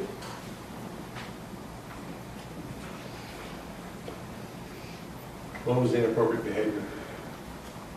It was a classroom, maybe about his freshman year or sophomore year, I can't recall, where he went to the restroom for a long period of time, and a teacher asked him about why was he in the restroom so long, and I can't recall the statement verbatim about he used the word ass. That's about as much as I can remember about that particular referral. So just using inappropriate comments in class, not towards the teacher, but just using them in class. You have no personal knowledge of anything in reference to either this defendant or Mr. Selby? I'm not sure. You didn't witness anything yourself? I did not witness. So you're basing your opinion simply on what you have read or someone told you? Simply what I've read. You've never actually spoken to anybody about his reputation? Just based off of the referrals, I would. So you have an opinion. You don't know what his reputation is. Again, it's based off of the referrals that I've read. So is your personal opinion is that he's not a law-abiding student? Or do you just want to say that he has some referrals? My statement is that he has referrals. Okay. So you don't really know what his reputation is. You've never spoken to anybody.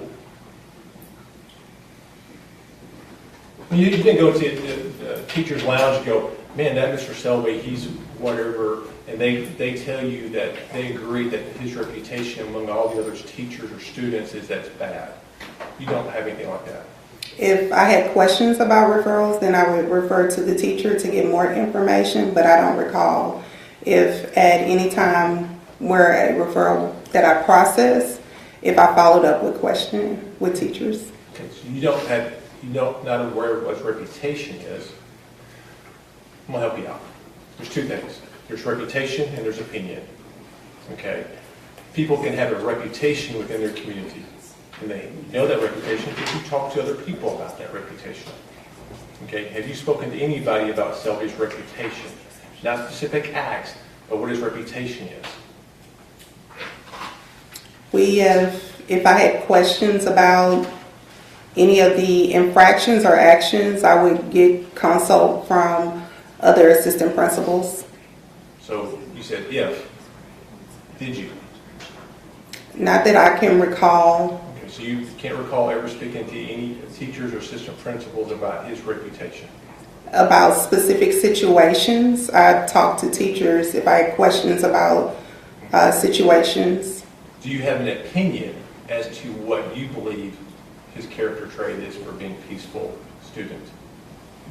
It's based on the referrals that were, if I'm looking at the referrals, he's a skipper. He's been disrespectful to a teacher. That's it? So do you have an opinion? And he had a fight. Do you know anything about the fight? Any details? Any details about the fight? That I can recall, it happened in the restroom. Okay. You don't know anything else about it? And the student he had the fight with. Do you have an opinion as to his character trait for being peaceful and law-abiding student? Again, based on the referrals, You got to answer that question, yes or no.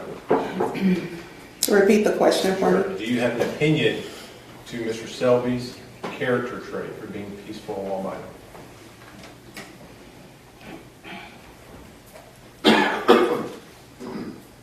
If you don't, that's fine. You're shaking your head no. I don't. Okay. Well, Judge, I object to the relevance of this testimony. All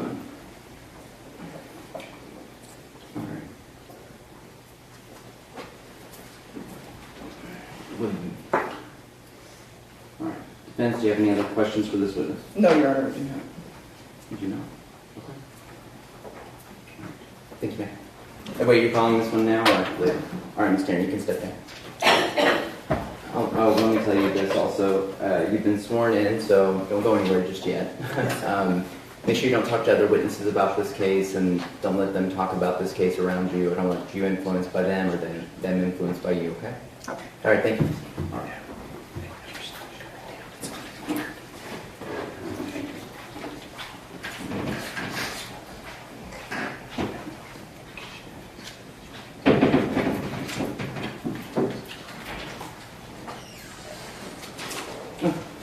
At this point, Ms. Tanner's testimony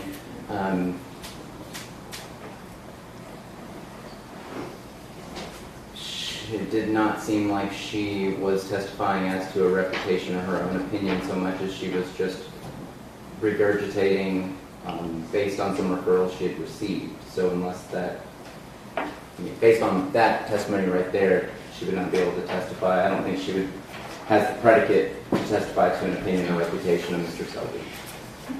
So, do you have another witness that we need to discuss this issue with? No. Okay. We're ready for the figure. Okay. Do you know what witness you're going to call first? Charlie Johnson. Okay, let's go ahead and get Charlie up here and then we'll call the jury. Judge, in reference to the first witness, I would renew the same objections that David failed to lay the predicate that she actually has an opinion or is aware of the reputation. I'd like to hear her answers to defense outside the presence of the jury again concerning whether she has an opinion or a reputation.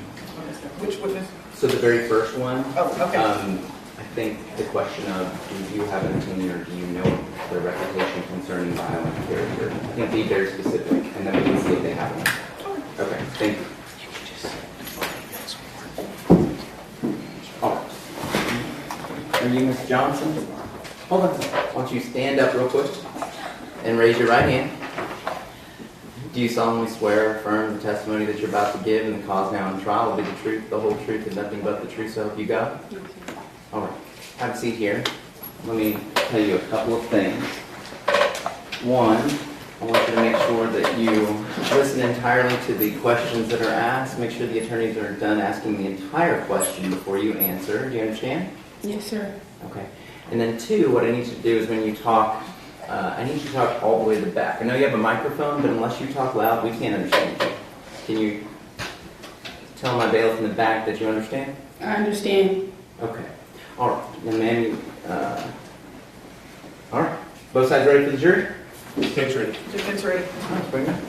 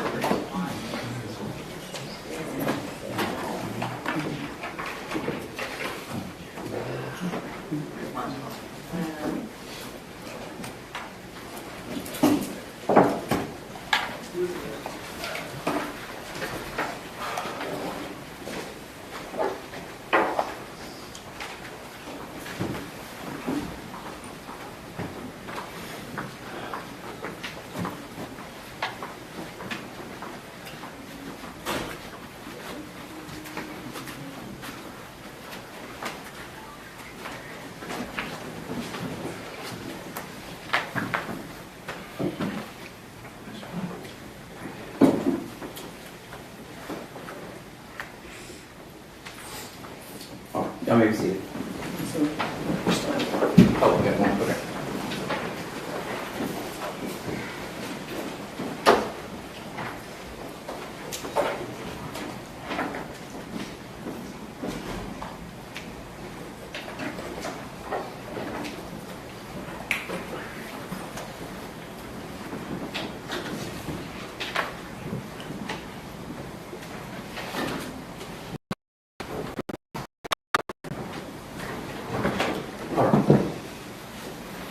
Defense, please call your first witness.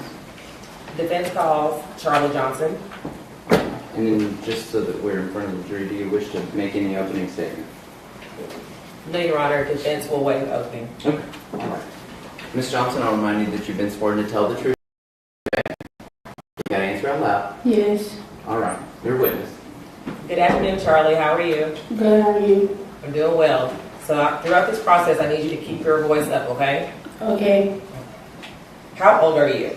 18, What high school did you go to? Timberview High School. Did you graduate from Timberview? No, ma'am.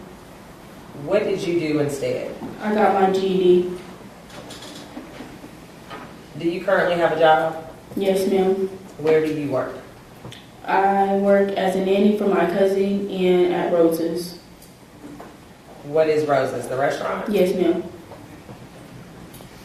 Do you recall the events that happened on October 6th of 2021? Yes, ma'am. Can you tell us what happened that day? I was going to Coach Boyd's class and I was a little late and I seen Zacchaeus in the hallway and he stopped me and asked me to record a video for him, a video of him fighting, and I was like, okay. So let me stop you right there, Charlie. So kind of how it works, I understand you're nervous, is that I'll ask you questions, right? Mm-hmm. And then you just have to answer just briefly, okay? Okay. So you're in the hallway and you're headed to Coach Boyd's class, is that right? Yes, ma'am. What subject does Coach Boyd teach? That was my credit recovery class. And about what time of day is this? Around 9 o'clock. Were you the only person in the hallway? Yes, ma'am. When did you see Zacchaeus in the hallway? When I was turning that hallway to go to, I was in the English hall, turning the English hall. What was his demeanor like in the hallway? He seemed frustrated. He was pacing back and forth. So when you went up to him, what happened? He was just like, hey, can you record this video for me? What did you say? I was like, okay. Did you record on his phone or your phone? Mine. So after you made the agreement, what happened after that? I was standing kind of by the men's restroom, and he was standing at the door. He knocked on the door, and that's when the teacher let him in. Who came out once he knocked on the door? Miss Altman. What happened after she opened the door? His backpack he had set his backpack down at the door, and she had told him to grab his backpack, and he just like looked at her and was like, he just picked the backpack up, and then he set the backpack down on the front 2 desks. After he set the backpack down, what happened? He just walked to the back of the classroom, and that's when the fight started happening. When you say the fight, what happened with that fight? Zach was hitting Tim. Were you recording this when it happened? Yes, ma'am. Who was with you during this time frame? I was by myself, but there was other students standing at the door. About how many people were at the door with you? 2. Did you record the entire fight? Yes. What made you stop? I stopped when Zacchaeus started stomping on his head. Why did you stop recording at that moment? Because it just got too serious. Was the classroom loud or quiet during this fight? It was quiet for the most part. You could just hear like the bookshelves and stuff and him getting thrown across the classroom. Did any of the other teachers come in to stop the fight? Yes. Do you recall who those people were? First, Miss Herrera walked in, and then it was Coach Boyd. Were you still recording at this point? I stopped whenever Miss Herrera came. What did you do after Miss Herrera came? I just was standing at the door, and that's whenever Zacchaeus was stomping on his head. When did you decide to leave Miss Altman's doorway?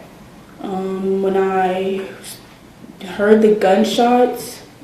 I started running a little. Did you hear anything prior to the actual gunshots? No. I heard Coach Boyd yell that there was a gun, but I didn't really register it in my head. And while you were running, this sounds like a silly question, but were you shot while you were running? No, ma'am. Okay. What happened while you were running? I felt the bullet go past me, and then that's when the trophy case broke, and then that's when I turned the hallway. And when you turned in the hallway, what did you do next? I went downstairs and I went to the officer's room. Did you call anyone after this happened? My mom. Did you talk to the police after this happened? Yes, I talked to one officer. And when you talked to the police, did you tell them that you recorded the fight? I don't think so. Did they ask you? No, ma'am. Has anyone else asked you about your recording of the fight? No, ma'am. And you came to court today, is that correct? Yes, ma'am. And did you bring a copy of that? Yes, ma'am. Why are you just now bringing a copy of this? Because I just found it. Okay, so how is that? Explain how you just found it. Because it was on my other phone, because I got a new phone. It was on my other one, so my other phone was broken, so I didn't think it was going to work. But when I found it, it happened to turn on. May I cut you on? May.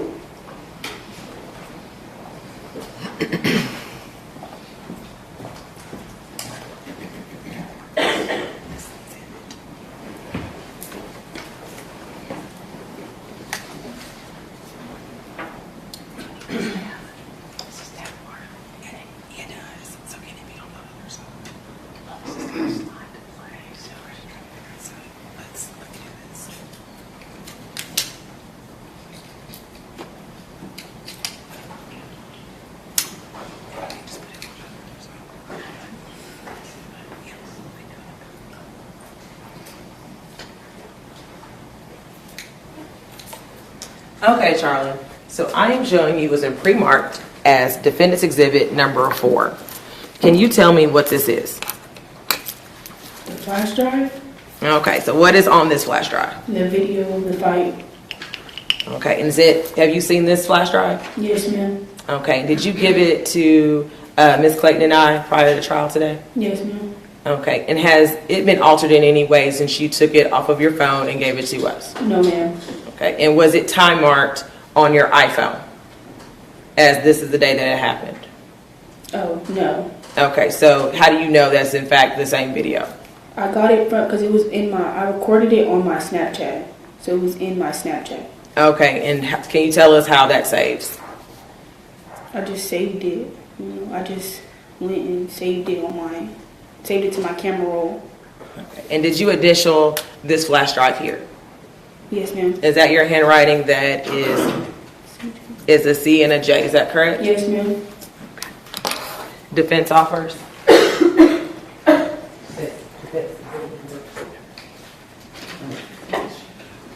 All right, I think we're going to need to take a brief break. I'll ask the jury to retire to the jury room, and we'll get you out just as soon as possible. All rise.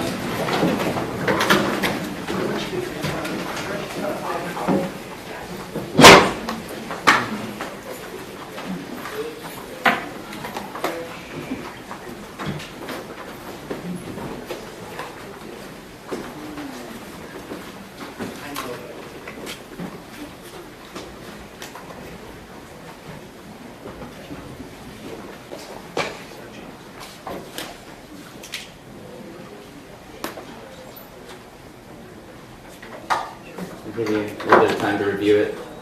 You haven't seen it, right? No, we don't. Okay, well then take a look at it. Can't make objections without knowing what you're looking at. As soon as you've seen it, we'll bring them back in and take objections. Ms. Johnson can sit down for a few minutes if you'd like. We'll take a 10-minute break. Okay. Or however long it takes to look through. How long is it? Okay. But 10 minutes would be great.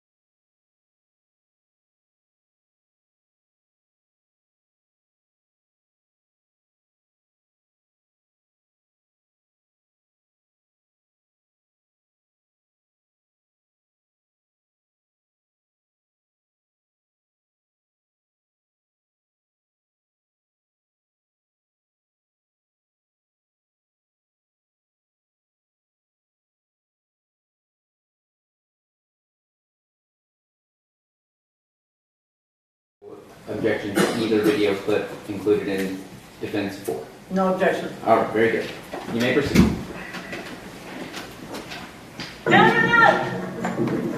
Stop!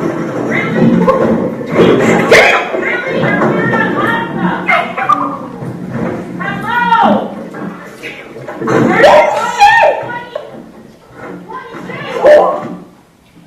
And pausing at timestamp 14 seconds.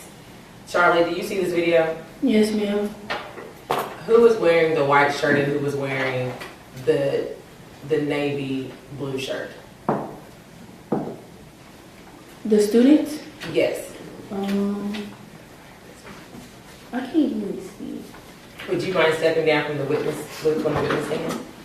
You may.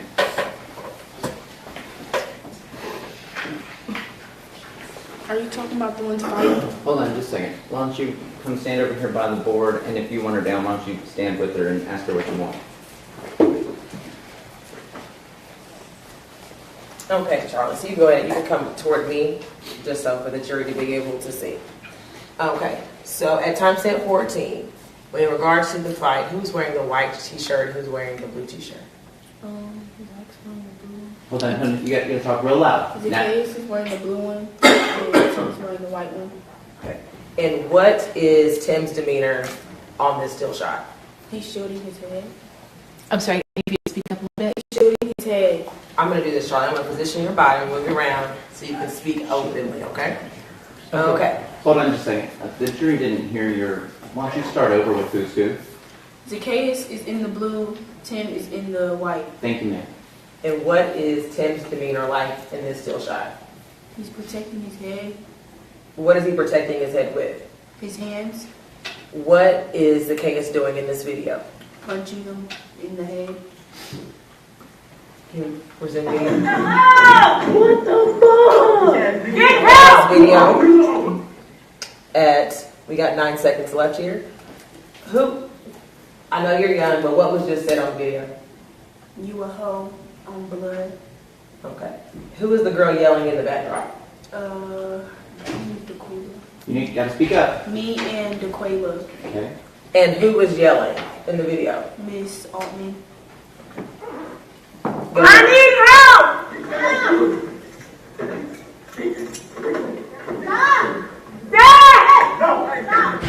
Pause at 1 second. Unfortunately, it moved so fast. Do you want me to go back to the other video? Yes, go ahead and go back to the first video, please.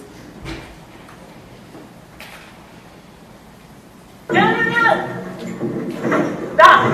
Really? Damn! Really? Hello!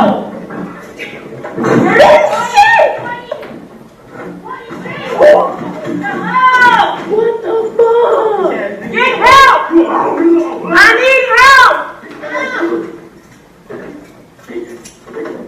Pause video at 3 seconds left. Whose back are we looking at? Miss Herrera. And what, after Ms. Herrera comes in, what do you do? Okay. Got to speak up. Nothing, I was just standing there. Okay. Play video, please.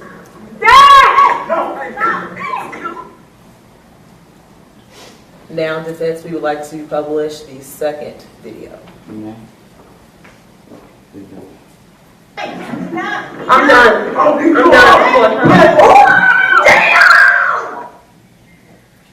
Okay, this clip is 5 seconds, so it's really, really short here. Who is the man that walks in? Coach Boyd. Okay, and what happens after Coach Boyd walks in? Coach Boyd grabbed Tim, and then Miss Herrera grabbed Zach. Well, Miss Herrera grabbed Zach off of Tim, and then Mr. Boyd grabbed Tim, and then they just went to the he got him up off the floor, and then I don't know what happened after that. I walked back. Okay, you may take what you said.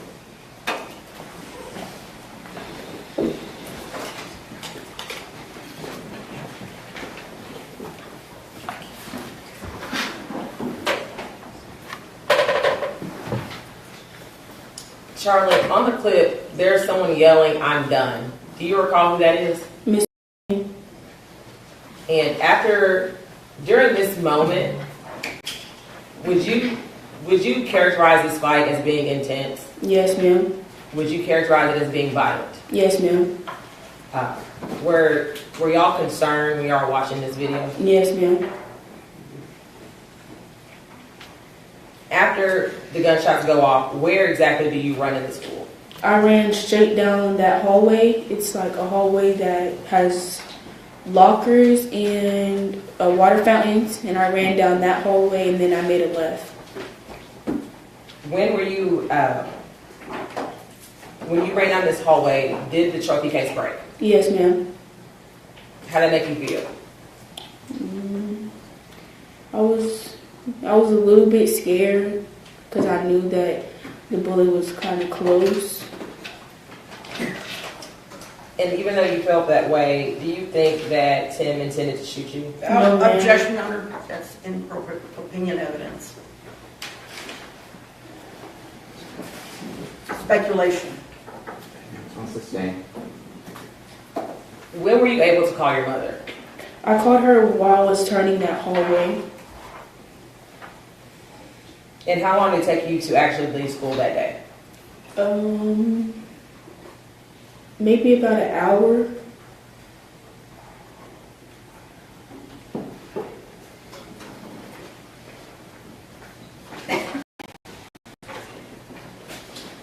Defense will pass the witness. All right, cross-examination. Thank you, Your Honor. Charlie, how old were you on October the 6th of 2021? I think I was 16. Where was your regular class that morning? What classroom? Coach Boyd. Okay. So you were not supposed to be in Altman's classroom? No. What were you doing in the hallway? I was late to class. I was going to Mr. Boyd's class. Okay. So, you stopped and talked to Zach and took your phone out, right? Oh, I had already had my phone because I didn't have a backpack or anything. You just had your phone in your hand? Yeah, because I was already on my phone. Okay. And when he went into the classroom, the door was supposed to shut behind him, is that correct? Yes, ma'am.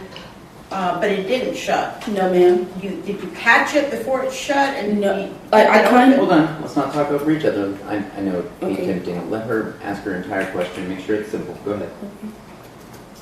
What happened with the door?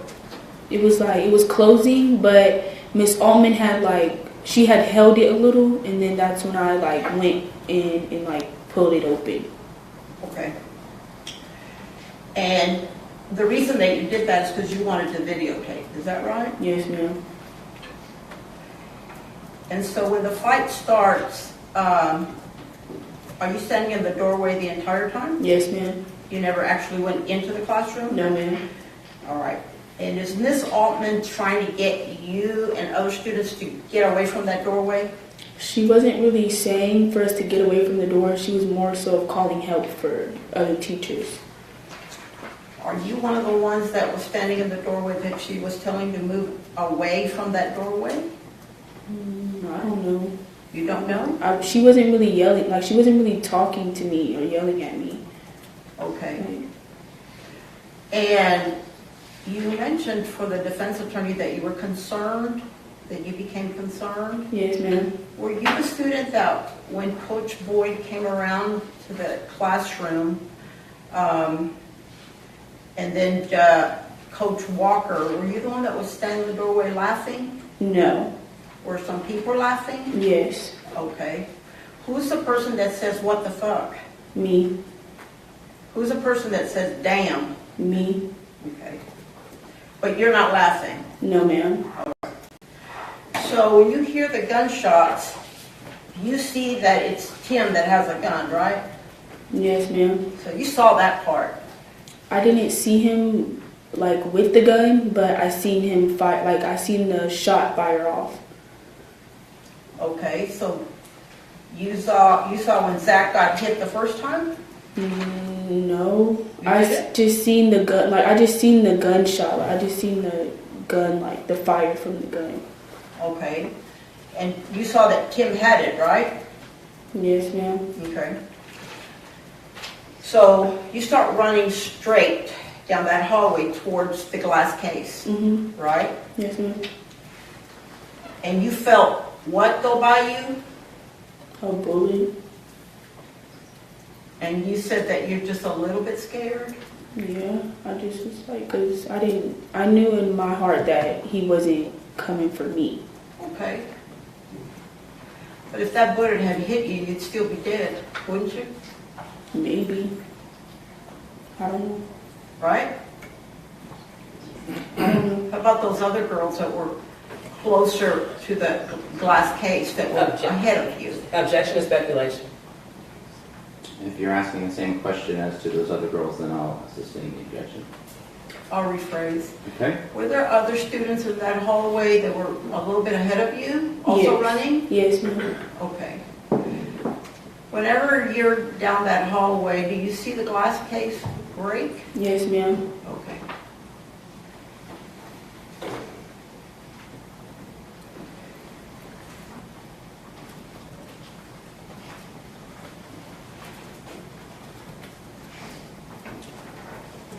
Where was Zach when you see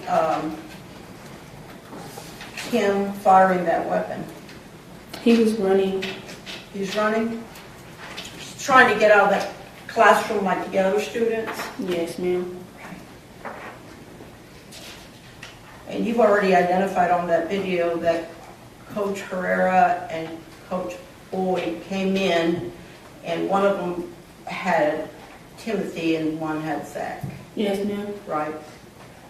And the reason that you know that is the reason, or is it true that the reason that you know they separated them is that's how you had a clear view of Tim getting that gun? Yes, ma'am.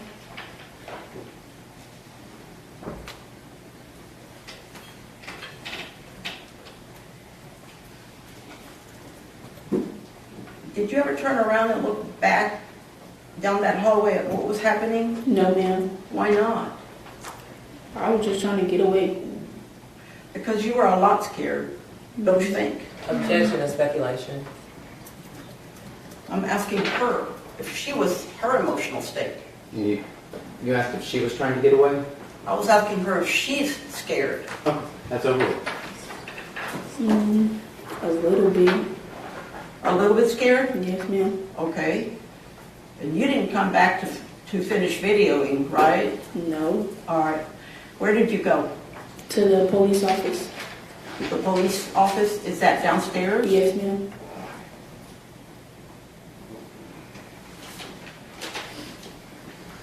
In that video, what are you wearing in that video? I have on a white shirt and it has, I think, green lettering on it, and I have black biker shorts and some white bands. Okay.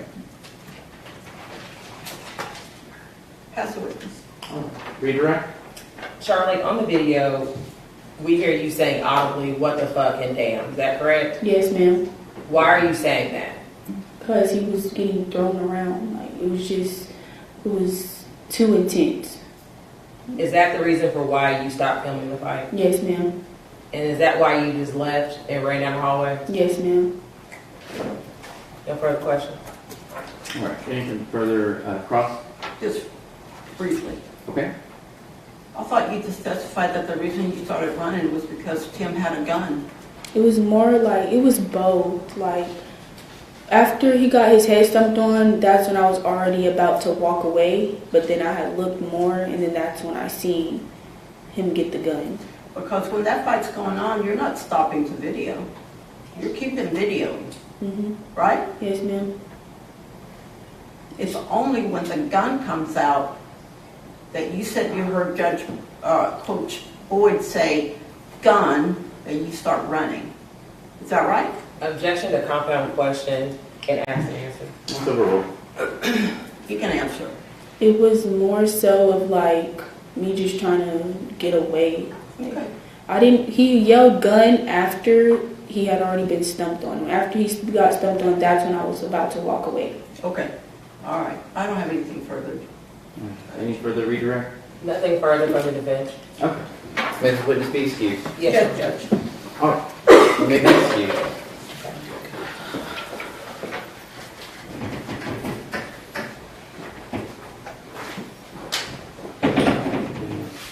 May we approach Your Honor? Yes.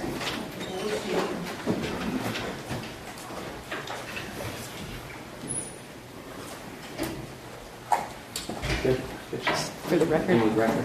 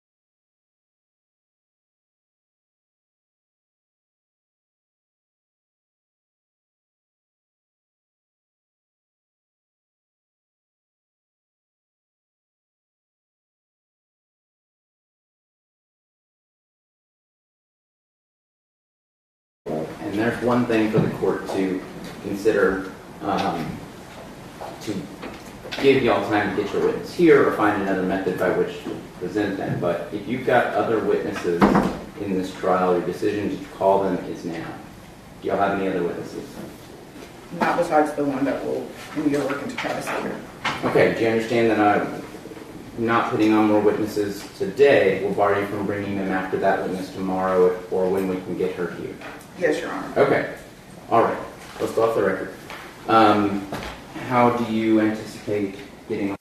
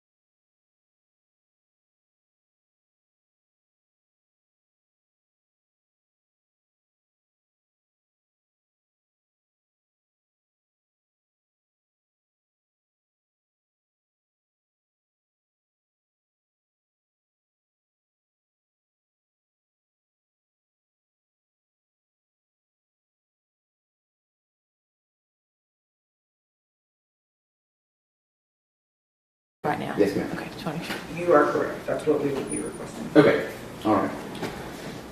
Okay, anything else before we adjourn for today?